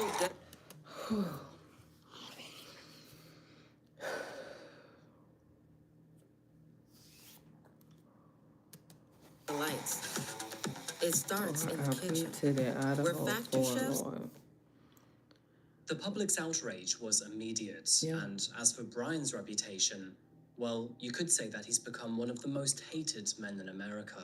In fact, he's become so notorious in the recent 2 or 3 years that I'd be surprised if he hadn't heard of his name before clicking this video. His trial was scheduled for June the 30th, 2025. And for about 2 years, everything was building up towards that moment. During all that time, they'd been collecting statements, testimonies, and of course, all of the evidence that we've already talked about. But the thing is, that trial would unfortunately never happen, because only a few weeks before it was set to begin, Brian accepted a plea agreement. To elaborate here, Brian formally pleaded guilty to the murders of Madison, Kaylee, Sana, and Ethan, and an associated burglary charge. And with his plea accepted, he narrowly avoided any trial whatsoever. However, one of the most frustrating things about this case is that Brian refused to comment past his plea deal. What that means is that he didn't provide any explanation or acknowledgement beyond the admission itself, and neither could the court ask him to describe what he had done or even why. It also meant that because he had pleaded guilty, the state was forced to withdraw its pursuit of the death penalty. It basically meant that because Brian had merely said he was guilty, he wouldn't face trial, wouldn't have to explain himself, wouldn't have to face his victims' families, and wouldn't have to face death itself. But the good news here is that he also waived his right to any future appeals, and the legal system accepted certainty without any further detail, meaning there is literally no way he can leave prison. However, on the other side of the coin, it still means that we will never know his motive or any intricate details of his crime, because unfortunately, his right for trial in the future was waived away too. At his sentencing, the judge imposed 4 consecutive life sentences without the possibility of parole, ensuring that each victim's life was recognized individually, and that there would be no mechanism by which Brian could ever be released in the future. He was also given additional time for the burglary charge too, which of course was largely symbolic in the face of his life sentences. During his hearing, family and loved ones of the victims addressed the courtroom. They spoke of who the Idaho 4 were before November the 13th, and how now their futures will never unfold due to the actions of one disturbed individual. Unsurprisingly, Brian himself offered no statement of his own and basically kept quiet for the entire thing. And when the hearing was over, he was led away in handcuffs to begin the rest of his life in maximum security. And thankfully, from this moment onwards, his movements will be heavily controlled, his contact limited, and his days will be extremely repetitive. His life won't be easy, that's for sure. Not that it deserves to be, or, quite frankly, that he even deserves one. As you can likely imagine, his plea agreement did nothing to bring relief. In fact, for some people, it actually kind of felt unfinished. By removing the death penalty and requiring no explanation, his agreement left dozens of questions unanswered. Of course, as a result, the full story would never be told in court. And I'm still left wondering here, why that house? Why did he target those students? And what truly happened in those final minutes? Tragically, we will never know.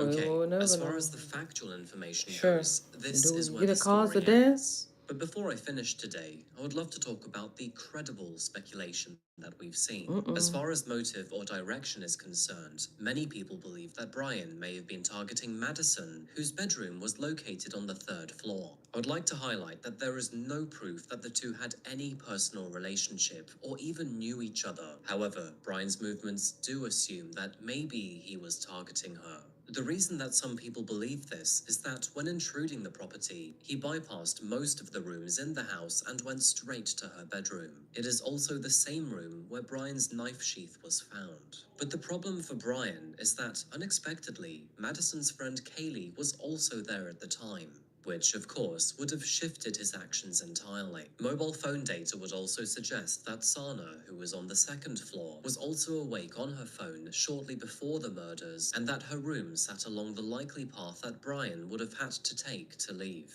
This means that both Sana and Ethan would have likely been unintentional witnesses that Brian would have likely wanted to silence after murdering both Madison and Kaylee. And with the speed in which Brian left the property and the sheath left behind, many believe that the situation got out of hand and then he panicked. And so, if we were to believe these speculations, we would assume that Brian had broken into the property with the objective of targeting Madison, panicked when he realized that she wasn't alone, murdered 2 innocent women as a result, and then doubled that to 4 when he realized that he couldn't leave any witnesses behind. Speaking of speculation, there are many thoughts and feelings around the Mad Greek, which, of course, is the restaurant where both Madison and Sana worked. In the early stages of this investigation, there were some media reports that suggested that maybe Brian had visited the restaurant in the weeks and months leading up to the murders. And of course, this opened the doorway to possibilities of how Brian had maybe become aware of Madison, or even Sana.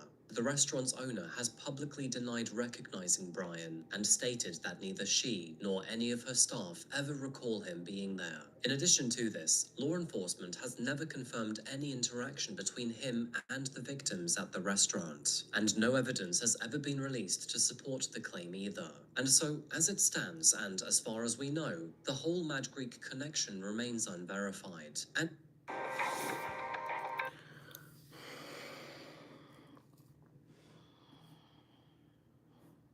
this image right here, which is an image released by law enforcement showing a raw data extract taken from a Google review.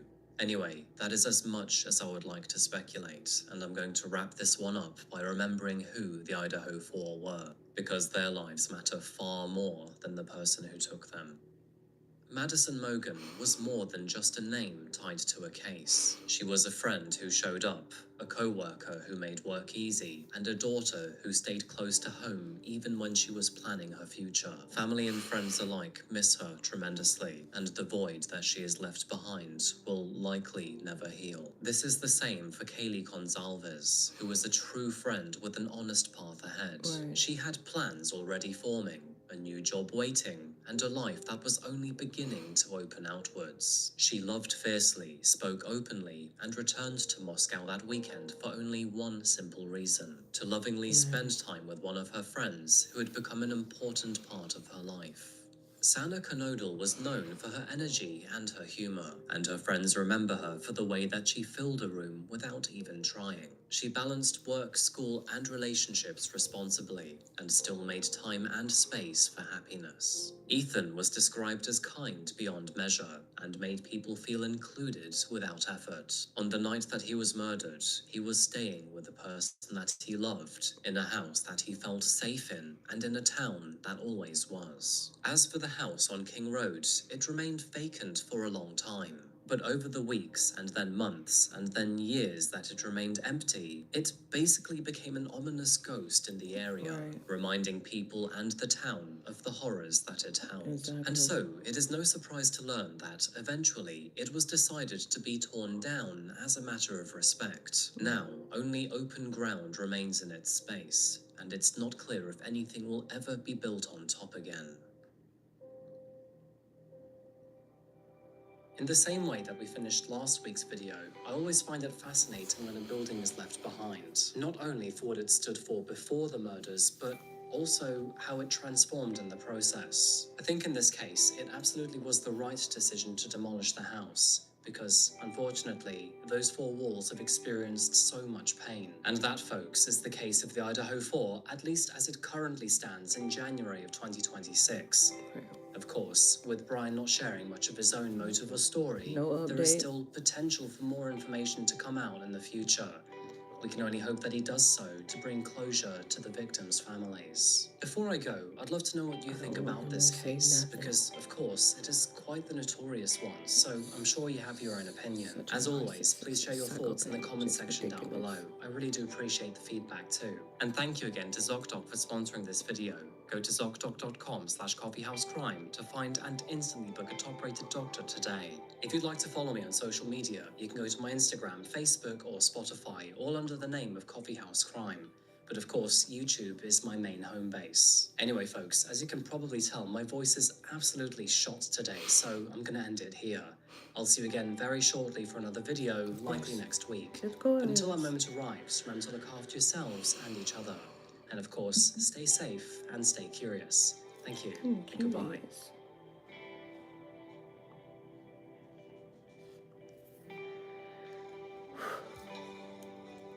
That was tough. That was tough. I mean,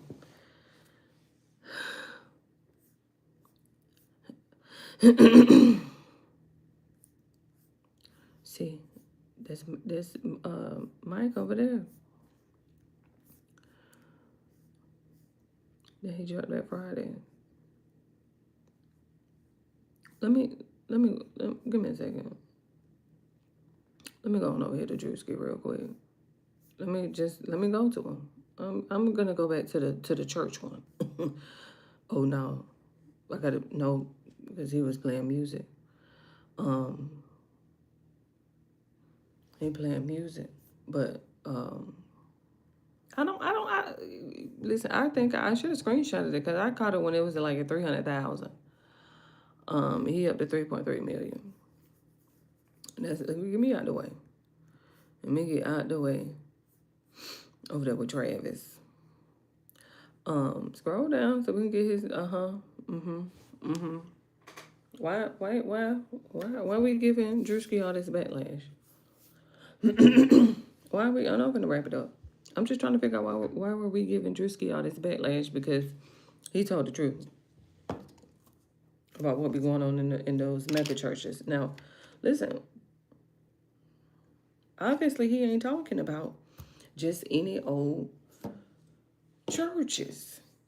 It says mega church. Mega church. Some of y'all don't even qualify. Some of y'all don't even classify as mega church. So I'm just trying to figure out why you so mad. Mega church, and then he was driving a Bentley, so that means that you need to, if you're not checking off on these checkpoints, then you shouldn't be mad. You shouldn't be mad. I'm talking about mega church. That means let me see what these mega churches is talking about. Your mega church need to be giving out food on the first and the third Saturday of every month. That's mega church. Your church need to have a child care school, center, academy, something attached to it. Mega church. Qualifications. You ain't qualifying. You're not qualifying. That's what I'm trying to figure out. Why were people giving backlashes to Drewski? And I'm like, that ain't got nothing to do with your church. You ain't no mega church.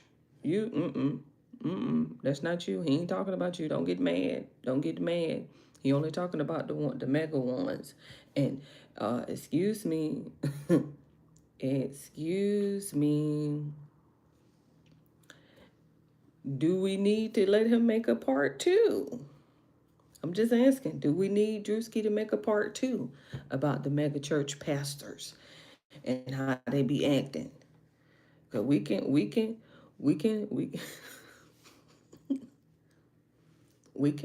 make a part 2. We can go get one of them file cabinets that got the wheels on it and got the lock at the top like that. We can bring all the PDF files and put them in there. So I'm like, I know y'all ain't, don't start. Don't start. Settle down. He was getting a lot of backlash about that. That's crazy. I thought I must be on my other channel. Because I could have sworn, hold on, let me go back. I thought I was subscribed to Drewski. I'm like, y'all, I ain't finna go there. I ain't finna go there with y'all. I let them have it. I laughed. I got me a little kiki. I definitely got me a little kiki. It was funny. It was accurate. And it was funny. So, I mean, now what? Y'all can't take a joke? It ain't funny no more? I'm like, but remember, that ain't you. That's not your church. You don't qualify as a mega church. Settle down, settle down. Settle down. Whoa, come on. I kept saying it. I was like, I think she sent it to somebody.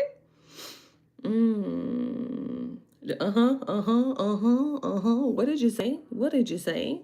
Before I wrap it up. I received a letter from Turning Point titled Demand to Cease and Desist Defamatory Comments. Go. This is the first step when someone sues you for defamation. Facts. I know there are a lot of people out there making videos about Turning Point. Facts. So you should pay attention to this. Uh-oh. They have started sending out cease and desist letters. Right. And for some reason, they've decided to start with me. Child, do you see the captions at the top? Do you see the captions at the top? Apparently, they cannot handle the criticism from my teeny tiny YouTube channel. This letter is showing the world the type of organization Turning Point has become under Erica Kirk. They want to send legal letters to small YouTube creators. So we're going to go through this letter. Let's go. And by the way, speed it up. If any of you know a good lawyer in Arizona that handles defamation cases, have them send me an email through my website because I'm looking for a lawyer. I don't know what took me so long to get that speed. You know, I'll listen. Now, to be quite honest, I've been very busy. I've been so busy. Now that I think about it. But let me get that speed up real quick. I've been so busy. Because remember, YouTube, you have live stream, YouTube shorts, and then you have pre-recorded videos, okay? Okay? Okay? Live stream, YouTube shorts, pre-recorded videos, okay? Let's just make sure that we understand those 3 areas, okay? And most importantly, if you want to become an expert in those 3 areas, then you have to take time out to debrief. You have to take time out to learn behind the scenes. Okay, we live stream. I like the cartoon feature and stuff like that. Y'all tell me why I can make shorts now with them. I can make YouTube shorts now with the feature, the cartoon effect. We can make YouTube shorts now with it. When I tell you, I was so, my mind was like, I can use it on the YouTube shorts? Stop it. And the great part about it is that I can cut the feature on without recording. That makes it 10 times better. Like, watch. Hold on. Let me see. So I'm over here. I'm on YouTube. I'm on YouTube, right? I'm on YouTube. And I'm down here on short, right? Now I'm gonna go over here, pull my scroll bar down, and obviously it's going to expand. It's going to show everything. Obviously it's going to be a lot harder to read with the effect on. And so we have the flip the camera around so it'll not be on front face, it'll be on the back camera. The second one is the timer. The third one is the duration. So you could change it from 15 seconds to 3 minutes. And then, of course, you have the effects button, which is the star. And so you want to click the effects, right? And all of the effects will pop up down here at the bottom.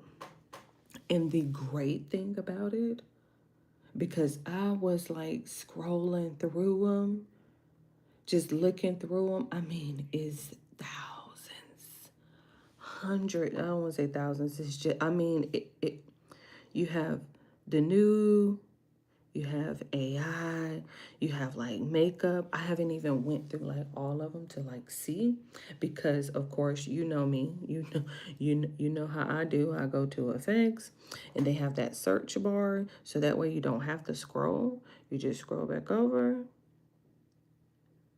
You have the search bar and then you type in tune. It's the tune with the girl. And the great part is when you type it for a YouTube short, it automatically, hold on, let me hit it. And then you just press the check mark. It automatically has the feature come on. That's so, I mean, absolutely amazing. Absolutely amazing. I love that. You want to know why? Because if I wanted to record a video, all I have to do is, look, all I gotta do is screenshot it. Well, what is it called? Record my screen. That's screen grab.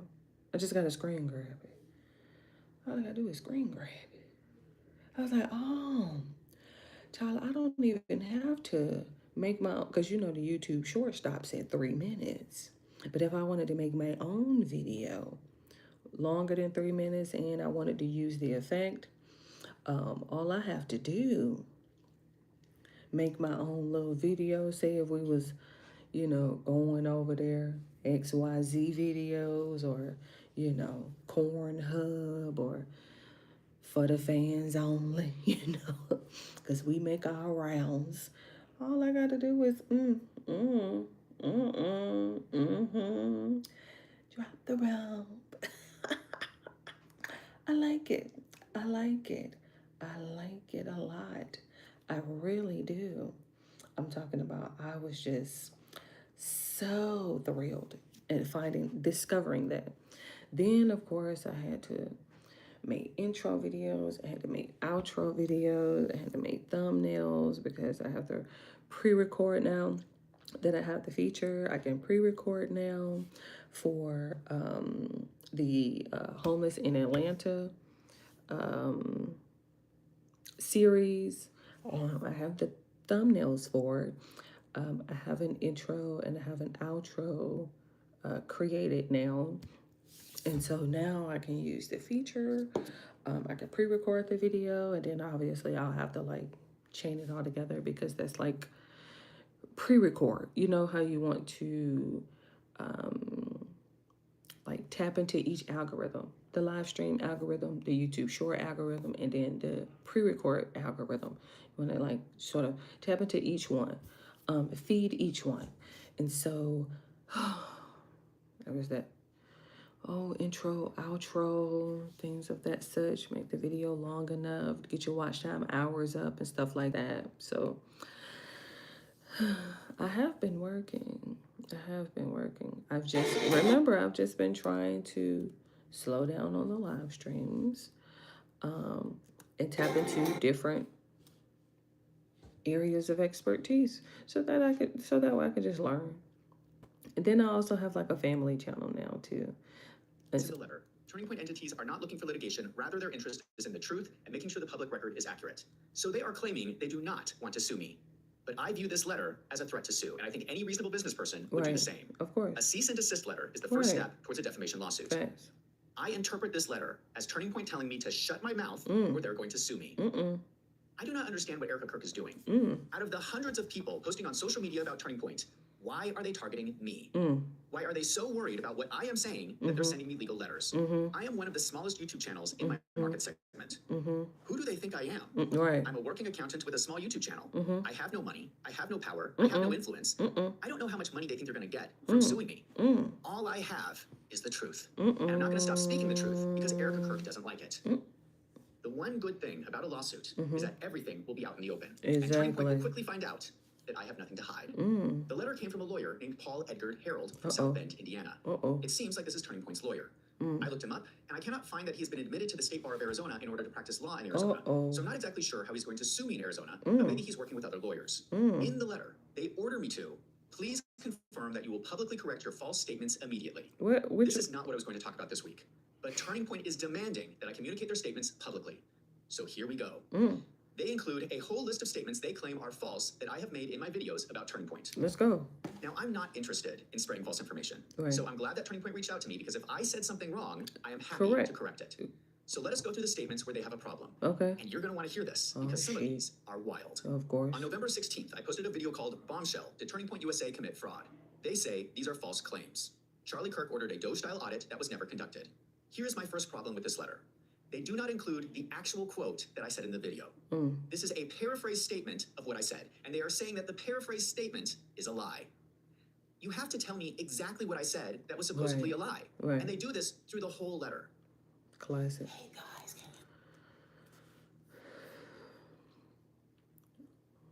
Come on. So my request to this lawyer in future letters, because I'm assuming there's going to be more, please include the actual quote that I said so that I can respond to your accusation. But I'm going to at least try to interpret what they're saying. I spoke in my video about a memo that Charlie Kirk wrote 8 days before he was murdered. Right. In the cease and desist letter, they say, indeed, Turning Point USA's COO announcement concerning the Doge effort never used the word audit. So this is breaking news. Turning Point's attorney has now confirmed that the Charlie Kirk memo is authentic. We now have legal confirmation this did happen. It seems like their problem with my video is that I called it a Doge audit, when in the memo it is written as Doge effort. Gotcha. So they want everyone to use the word effort and not use the word audit. Okay. This letter is seriously hurting my head. Whatever word you use, the memo is clearly talking about an evaluation of Turning Point. But we cannot use the word audit. We have to call it an effort, or they are going to sue you. The letter goes on to say, the announcement makes clear that Turning Point USA was doing what it has always pledged to donors, ensuring it was being efficient with its funds and time and making changes to foster greater efficiencies. Moreover, Turning Point USA hires a third-party audit firm to conduct an audit every year. But y'all This is all use just their audit. opinion. Right. This is how they are interpreting Charlie Kirk's memo. Right. They think that Charlie Kirk wrote this memo, and they think it means that they do not have to do anything. Right. How convenient. They think Right. that Charlie Kirk wrote a memo just to tell people to keep doing business as usual. Right. Well, my opinion, and the opinion of many other people, was that Charlie Kirk's memo meant something different. Obviously. This is not a statement of fact, it is an opinion. Sure. This is another problem I have with this letter. Uh-oh. Most of the statements they mention are opinions, just like this one. Ooh. If you are going to accuse me of defamatory statements, they need to be facts, not opinions. Oh. If I have a fact wrong, let me know, and I will happily correct it. Uh-oh. But I will not change my opinion of this memo to whatever you want. Ooh. But since it is so important for Turning Point, He I have says no the problem game. with specifying that Charlie Kirk's memo used the words Doge effort, Right. not Doge audit. Right. The next statement is, someone at Turning Point decided not to file 990 forms. Uh-oh. At the time I made that video, those forms were not publicly posted. Those forms were posted after I made that video, and I have already made a correction about that. The next statement is, in 2023, $650,000 may have been funneled from Turning Point USA through Turning Point Action to Turning Point PAC to evade campaign finance restrictions. Ooh. They are referencing this chart from my video. They claim money actually went from Turning Point Action to Turning Point USA as a reimbursement for event expense. There was nothing nefarious about that transfer. I'm not sure they are contradicting what I'm saying. According to their own statement, Right. Turning Point USA used Right. their own donor funds to pay Right. for an event on behalf of Turning Point Action, Right. freeing up Turning Point Action funds, Right. which they then transferred to Turning Back Point to PAC. you. Right. They Or are saying back, that later, back, Turning Point back. Action reimbursed Turning Point USA for that event. But that doesn't change what I was saying. Exactly. Additionally, in my video, I specifically said, again, this is not necessarily illegal if they structure their transactions correctly and utilize campaign finance loopholes, but it certainly looks unethical. That is my opinion. This money did move between the organizations. I'm allowed to have my opinion. On November 30th, I posted a video called Explosive, More Fraud at Turning Point USA. They say these are false claims. There was more fraud at Turning Point USA. I assume they are referring to the title of the video here. They, of course, are saying that there is no fraud at Turning Point USA. The content of the video is me going over the evidence of fraud and sharing my opinion. Now, technically, a true statement would be that no one has been convicted of fraud at Turning Point USA. But whether fraud is going on right now is an opinion. This is what happens in every criminal court case. Both sides look at the facts. One side gives their opinion that they are innocent. The other side gives their opinion that they are guilty. Turning Point is looking at the financials and claiming that they are innocent. I understand that. I'm looking at the same financials and thinking they look suspicious. I did not even say in my video that they committed fraud. I think I'm very fair and balanced when I say, now for legal reasons, I have to say that I do not have any evidence of a crime. We would need an investigation of the books at Turning Point to know for sure. What I am saying is that there are red flags in the financials at Turning Point and a lot of questions that need to be answered. That sounds to me to be pretty fair and balanced, and the complete opposite of what they are accusing me of saying. They cannot take my statements out of context and accuse me of defamation.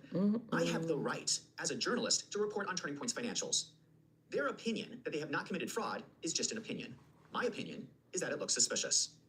Now, it is nice that we have this letter with their official statements, but the letter does nothing to change my suspicions.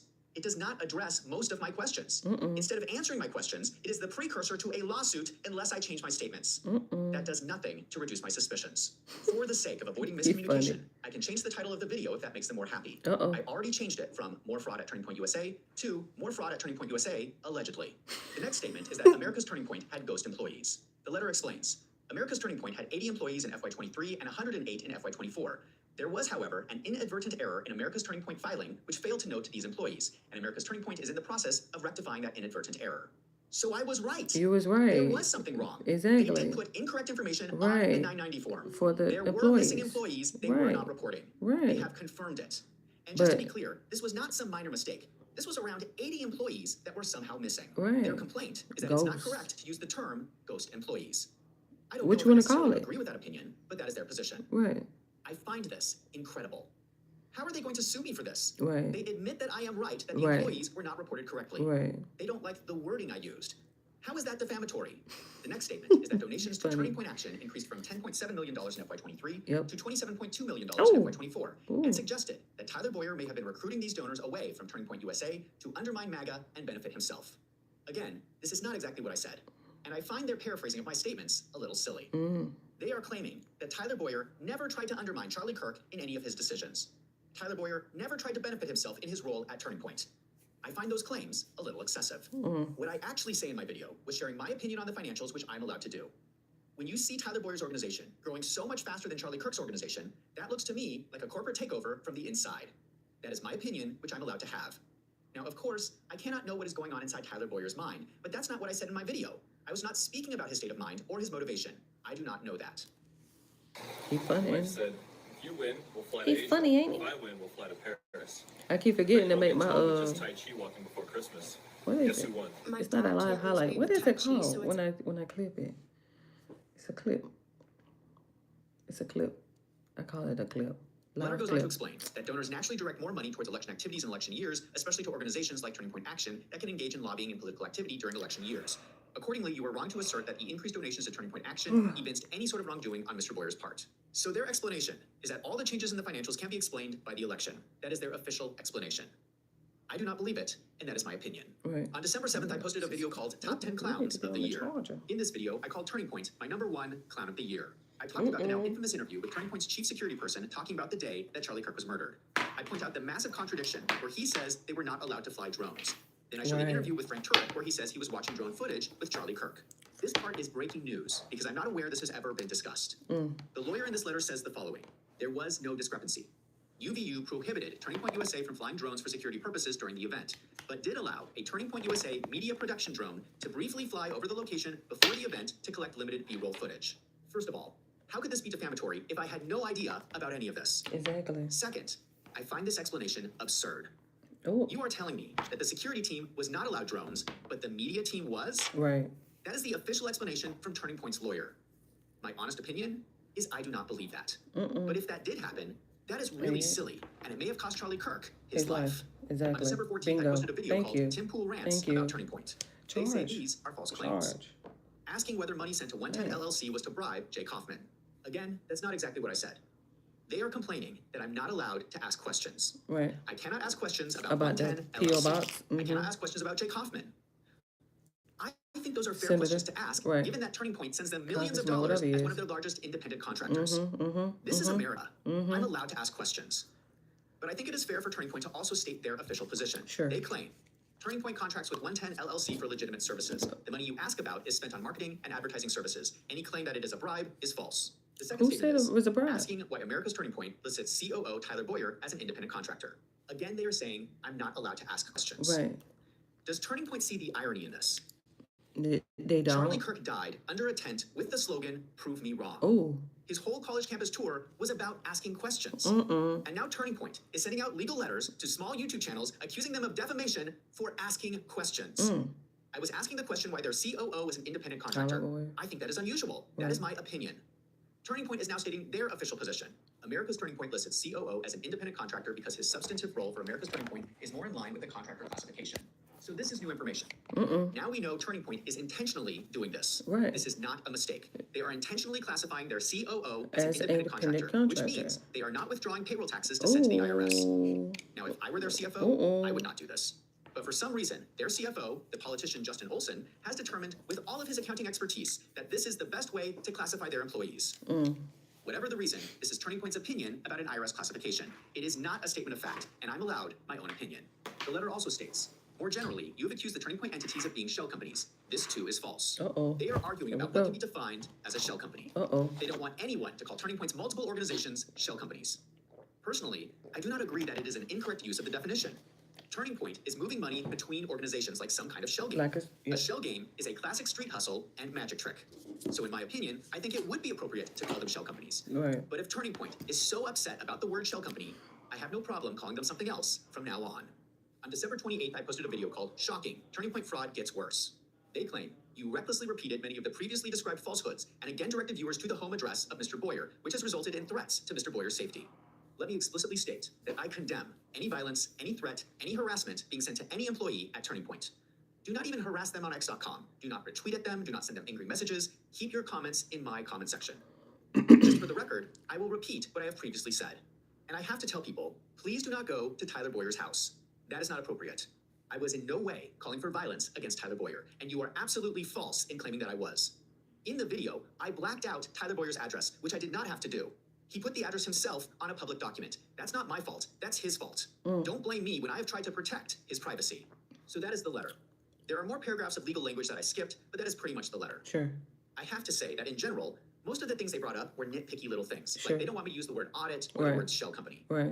Those are not even facts. But I am going out of my way to adjust for some of their requests. Okay. And I want to mention something else. I'm talking about, and Take a moment and it think went of all the viral statements they too. listed in this letter as Look. problematic. I think it's around 11 statements they are claiming are false. Now think about all the things I talked about in my 37,000. videos on Turning Point. Come on back. There are a lot of other things that I have said in my videos that were never mentioned in this letter. Oh. They did not say I got those statements wrong. I think that is very telling. Exactly. Again, I have no desire to spread false information. Some of their statements in this letter were actually very helpful in answering some of our questions. So I hope that this video cleared up any confusion. I will be honest with you guys. Getting a legal letter like this is scary. I don't know why Turning Point is attacking me like this. I don't have a lot of money, lawyers are expensive, and I'm gonna need a good one. So I'm going to ask for help. If you like my videos, consider signing up for a membership. That is money that I would use if this turns into a lawsuit. If you want to provide additional support, you can also donate directly from the homepage of my website on wolvesandfinance.com. Okay. I really appreciate all my members, and I'm so thankful for your support, especially in times like these. I'm Zach from Wolves and Finance. Thank you for watching. Thank you for watching. Okay, with that music now, chill. I don't know who that is. All right, I'm gonna get ready to wrap it up. I should have had this phone on the charger. I should have had the iPad on the charger. I try to get out of the habit of doing that. I try to get out of the habit of, getting off and logging off and everybody's at 50%, 41%, things of that such. And so I did get me a little live stream in, before the weekend. I still have yet to get myself to some sort of a schedule or a routine. Like I said, I was able to get a family YouTube channel situated.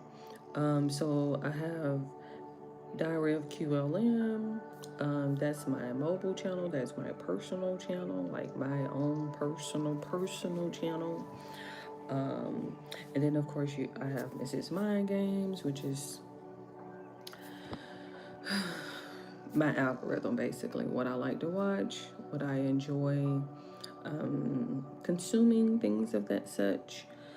And now I have a personal channel, and so I'll be building that content over there. We kind of recorded earlier today. And so I will start linking, or what do they call it? Collaborating and stuff like that. In case you ever wonder or become interested in what goes on behind the scenes, you know, the mommy side of me. That's where all of that good content is going to be. And so like I said, I appreciate using the cartoon effect on the shorts. And so that's what I use it as for my family channel, because it's just easier. That way I don't have to worry about like storage, you know, media storage, things of that such. And then I can just edit it in the app as well. So I'm trying to become a little bit more efficient, not only with YouTube, but everything that it entails has some great effects. And I want to, you know, utilize them. And then, of course, also teach people as well. I feel like a lot of people are, you know, sort of scared to go through and find one that works for you, whether it's live streaming, whether it's pre-recorded videos, whether it's YouTube shorts. I'm like, when it's all said and done, you gonna want to have a little memory left behind for you. I mean, if that's something that you're interested in, I don't necessarily know. But I know, you know, that YouTube, I think she gonna stick around for a good little minute. Hopefully you know, we can get it to roll over. You know what I mean? Like to the next lifetime, so that way we have some longevity here, if you ask me. Because I'm like, listen, she got a little history behind her. You know, it's nice to see some videos that be coming up, you know, 8, 9, 10 years ago. It's nice to see good videos, you know, that hit the, I think Gangnam Style is it got like some crazy views. Last time I saw it, 5.8 billion. Do you move out the way?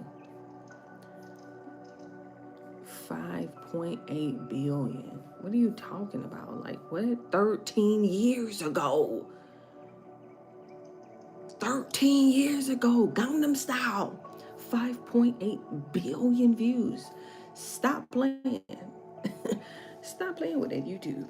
Y'all, you gonna put some respect on that YouTube, okay? And that's why I'm here. That's why I am trying to, you know, leave my mark behind. Why not? And then, you know, I got some little dependents and stuff, and they wanna, because we all on YouTube. We watch YouTube all day, so there's no need to, you know, not engage. Why not? Engage. I'm here, you here, we here. Hello. And so, in the meantime, in between, wipe this iPad off. He got all his fingerprints and stuff on it. Luckily, I got a little water left. But I'm finna go, because you know, Koa, first, Seth got his bathroom break coming up. Koa, little dude there, he's so funny. He's so funny. He is so funny. Oh, you ready for his little bathroom break as well? I know it's MLK Day today, so it's technically a little holiday and stuff. And so, You know, I might be back tomorrow. I might be back tomorrow. I just, like I said, I got to get some intro videos situated. And things of that such. Little things of that such. Just trying to occupy my time versus being live and, you know, content consuming. Got to get into the habit of, you know, editing, things of that such. But I'm gonna get it together. Of course, I wanted to tap in. I know it had been a few days. I wanted to go ahead and tap in. For one, because I know that.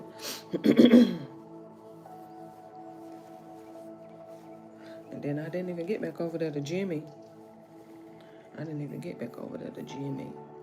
But I know that he was just kind of summing up what had happened with Candace last week. Oh my goodness. Not Erica Kirk making a movie at Fort Huachuca. What in the world? Oh my goodness. I was trying to. I didn't get to watch this video. Let me see. Please click to subscribe. I am in Utah right now, Right. Digging more into the Charlie Kirk murder. I'm also here for a big hearing, which I'm going to get into in a second. With Tyler. I'm at Utah Valley University Oh, right now. This is where the quiet over shooting there. actually happened. Right. It's behind me here. This is this is like the outdoor courtyard. Sure. Hold on. Because I got him over here. It was Brian. I feel like we've watched him before, but let me tap on him. Let me tap on him real quick. I've watched him before. He was I think he had went over there to that don't do that. He had went over there to that Charlie Kirk was speaking right down there behind me when he was shot and killed. And a little later in this episode, I'm going to show you some different vantage points here, and I actually go up on the roof to kind of give you a little bit of an idea of like the layout in a way that I don't think you've seen it before. But first I want to talk about this exclusive interview that I got with Lance Twiggs' family member. Lance Twiggs is the roommate and romantic partner, according to authorities, of Tyler Robinson. Tyler Robinson, of course, is the man who has been charged with killing Charlie Kirk. So we haven't heard much from really any of their families, but especially Lance Twiggs' family since all of this started. Lance Twiggs and Tyler were living together. This is new stuff that I've learned through the family. Lance Twiggs and Tyler were living together I think about 3.5 hours from here in an apartment owned by Lance's grandparents. And there was concern, the family began to have concern about Lance and also about Tyler because the gaming culture that they were involved in that I'm told, and also Discord and other activities happening that they were concerned about before all of this happened.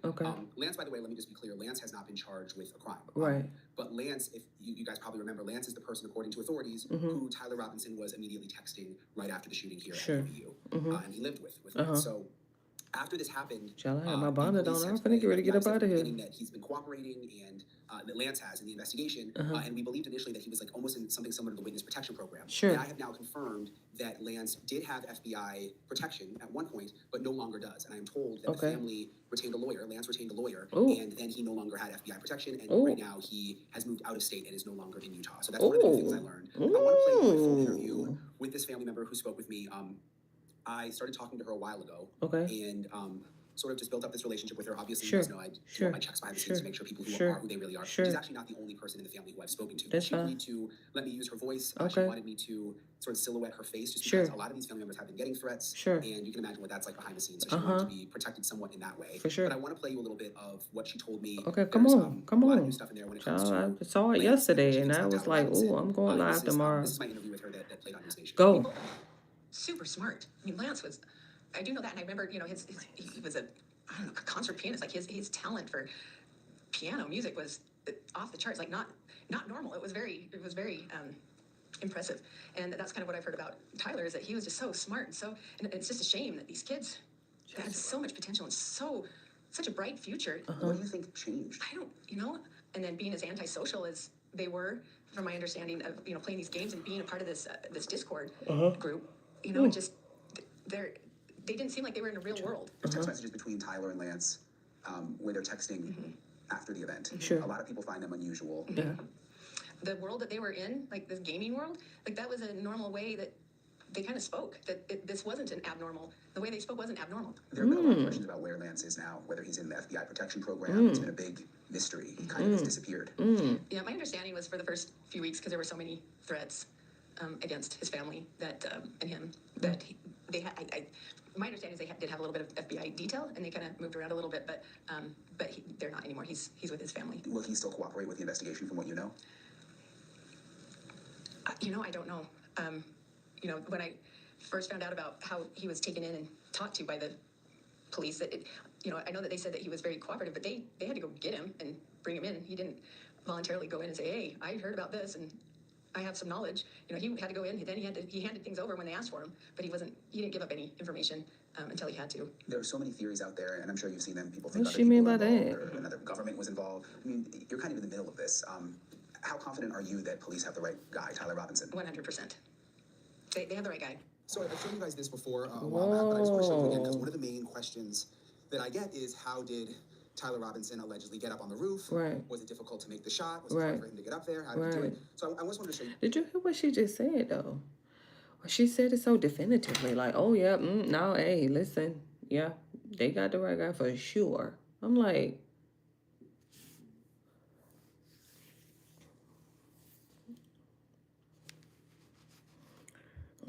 I mean, I can't necessarily say I'm going to take her word for it. However, who put him up to it? Campus, the courtyard where the shooting happened is right back there. But this is all, public area where people walk around. If you just go up these stairs right here, I'm going to walk up the stairs and show you guys. Again, this is the way the students get to and from class. This is a totally public, very accessible area. So if you just come up these stairs right here, you're suddenly up here. This is a walkway here, okay? So you can get between buildings here. And on this side, it's now gated off. This was not gated off before. And it got cameras over there, too. It is now gated off. And right beyond this gate, sorry, I'm out of breath. I think it's the altitude. No, it's okay. Basically, and you had stairs, too. And you talking. Relax. So you just walked right over to that short little gate that you see over there. I see it. That little, All you had to do is just go right on top right of over to the other. Just take a second. Just hop that, and then you walk right out on the roof. That's the roof beyond that. So that means that they knew. They knew where he took the shot at. And if those cameras, I don't know if those cameras were there or if they just got there, then that means that they have footage of him taking the shot. I'm just trying to figure out where the gun was at, because it definitely wasn't in that book bag. I'm like, please stop saying that. Please stop saying that it was in the book bag. Please stop saying it was shoved down his pants leg. I'm like, where was it? Was it already up there? It could have just been left up. I don't know. So this walkway is level with the roof. Yeah, so I see it. He just has to hop that little gate there. Right, and just walk across. Walk out on the roof, and right boom, he right there. Look, exactly. Get me from behind the fence. It's the perfect line of sight where Charlie Kirk was speaking. Again, this chain link fence, this is new. This was not here before the assassination. So they put this up once they started investigating, and this camera system, that's also new. So okay, so I thought that was up there. I thought that okay. It looked new too. Was just all just open, and again, this is a very, very public walkway. So you just come up on this walkway, hop over that little gate right there, and you're on the roof. And what's interesting is where Charlie was having his event and speaking. Sure. Down, it's almost like a bowl down in that courtyard. Yeah. We saw it on the whoever that was making that video, that was on the opposite side interviewing everybody. Places that you could get up on the roof just like this all around. Sure. Kind of the way the university is designed. And I was talking to a student about this.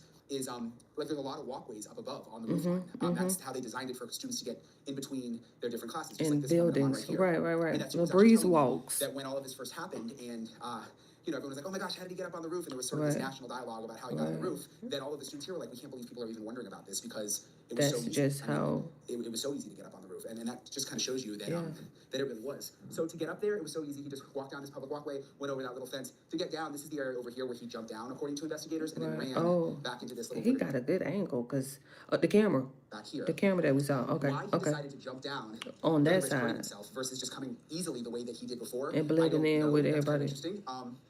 I guess I'm sure he was just freaking out and wanted to get away as quickly as possible, but he could have just come right back the way that he came and right down this really, really just like public walkway. Right. All right, you guys remember I was just saying that there's all sorts of walkways up on the roof Sure, here. sure, sure, sure, sure, sure, sure, sure, Charlie Kirk was. sure. So this is another area here. Yeah. This is all a walkway up high where There was a students recording walk over there. classes.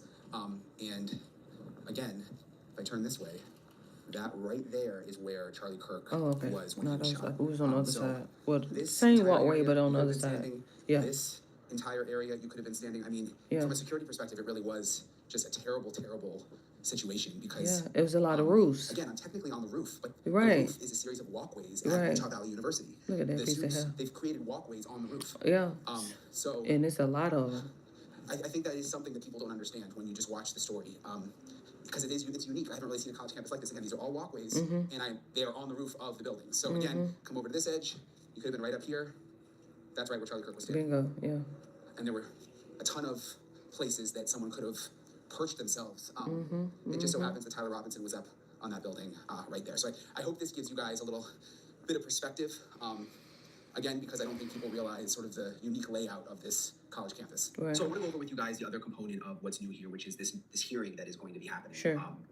For Tyler Robinson. Okay. And this is pretty significant. This is something that I've covered in the past, but now I have a response from the prosecution, which I'm going to get to in a second. But basically, Tyler Robinson's defense team is saying that the entire prosecution team should be kicked off of the case because the one of the prosecutor's children was at the Charlie Kirk event here.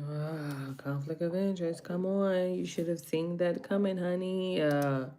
Was within 80 feet of Charlie Kirk being shot. And the defense, Tyler Robinson's defense, is saying that that is a conflict, that person cannot be unbiased, and that there's a conflict because technically, according to the defense, one of the prosecutor's kids is technically a victim here because he was he or she, I'm not sure if it's a boy or girl, was one of the 3,000 people who were at the Charlie Kirk event, one of the 3,000 victims. And how can the prosecutor fairly prosecute the case if their child is technically a victim? So they made that filing, and now the prosecution has made a filing saying, wait a minute, you shouldn't kick all of us off, and this is the reason why, which I'm going to read to you in a second. And that's what this latest hearing is about, and the judge is going to have to decide which way to go. If he can do a couple of things, if he removes the entire prosecution team, which is kind of hard to imagine, but it's possible. And the reason that they're saying that it should be the whole team, the defense, is because they all know each other. There were text messages going back and forth even before Tyler Robinson was arrested, because this prosecutor was texting other people in law enforcement trying to figure out what was going on because the prosecutor's child was at the event. So if they could remove the entire prosecution team, which would mean they have to bring the prosecutors in from another part of the state to move forward, which would really delay things because they'd basically be starting over. Or the judge could possibly just remove that one prosecutor from the case, or the judge could decide that none of this is a conflict and everything just moves on the way it is. So that's the hearing that is coming up now. That's the reason I'm in Utah. And Tyler Robinson is expected to be at the hearing again. You guys remember last time, like, security is insane for these hearings. I don't think I've ever seen anything like it in terms of they close down the roads. They bring Tyler Robinson in basically like a big fortified Humvee surrounded by police officers, goes in a secret entrance in the building, and then they had like all these SWAT team members inside the courtroom. So it's going to be a whole big ordeal again in terms of getting in and out. Yeah, so that's what the latest hearing is about. Tyler Robinson is expected to be there. It'll also be interesting to see if the judge doesn't decide to kind of boot out the public and the media again like he has once before, and it turns into a secret hearing where we won't even know what's happening. So I'm really interested to see if that happens. So let me kind of update you though on this argument again. So the defense made their argument. We need to get rid of the whole prosecution team. Now the prosecution has filed their brief saying, no, that doesn't need to happen. Let me read you some of this. Defendant argues that a member of the prosecution team, then it says deputy county attorney, and they don't give the name, has a personal conflict of interest, that the conflict of interest extends to the entire Utah County Attorney's Office, and the disqualification of both Blank and the office is thereby required. The court should deny defendant's motion because Mr. Blank, they don't give the prosecutor name, does not have a personal conflict of interest requiring his disqualification, and even if such a personal conflict were to exist, it does not extend to the entire office. So there you go. The prosecution team is saying, you shouldn't disqualify our one prosecutor, and if you do, you shouldn't disqualify the whole office. They say any testimony this prosecutor could give would be merely cumulative of testimony available from literally thousands of other witnesses and would relate solely to uncontested issues because Blank has personal knowledge. And when I say Blank, kid. Moreover, Blank comparatively minor emotional reaction could not have had a greater on Mr. Blank and the prosecution team than the significantly more harrowing experiences of many others at the event, like those described in the witness statements defendant relies on. Sorry, they made a typo, so it's hard to read. But basically, they're saying that the prosecutor's kid did not have a very serious emotional reaction to it, only had a minor emotional reaction, and that they wouldn't be relying on the prosecutor's child's. I still feel like it's a conflict of interest if you ask me. But I'll finish up with him later. Because I said I was going to get up out of here, and I'm going to do just that. So in the meantime, come on back. No. I can finish him on my own time. But in the meantime, in between time. Okay. Okay, love you. Bye.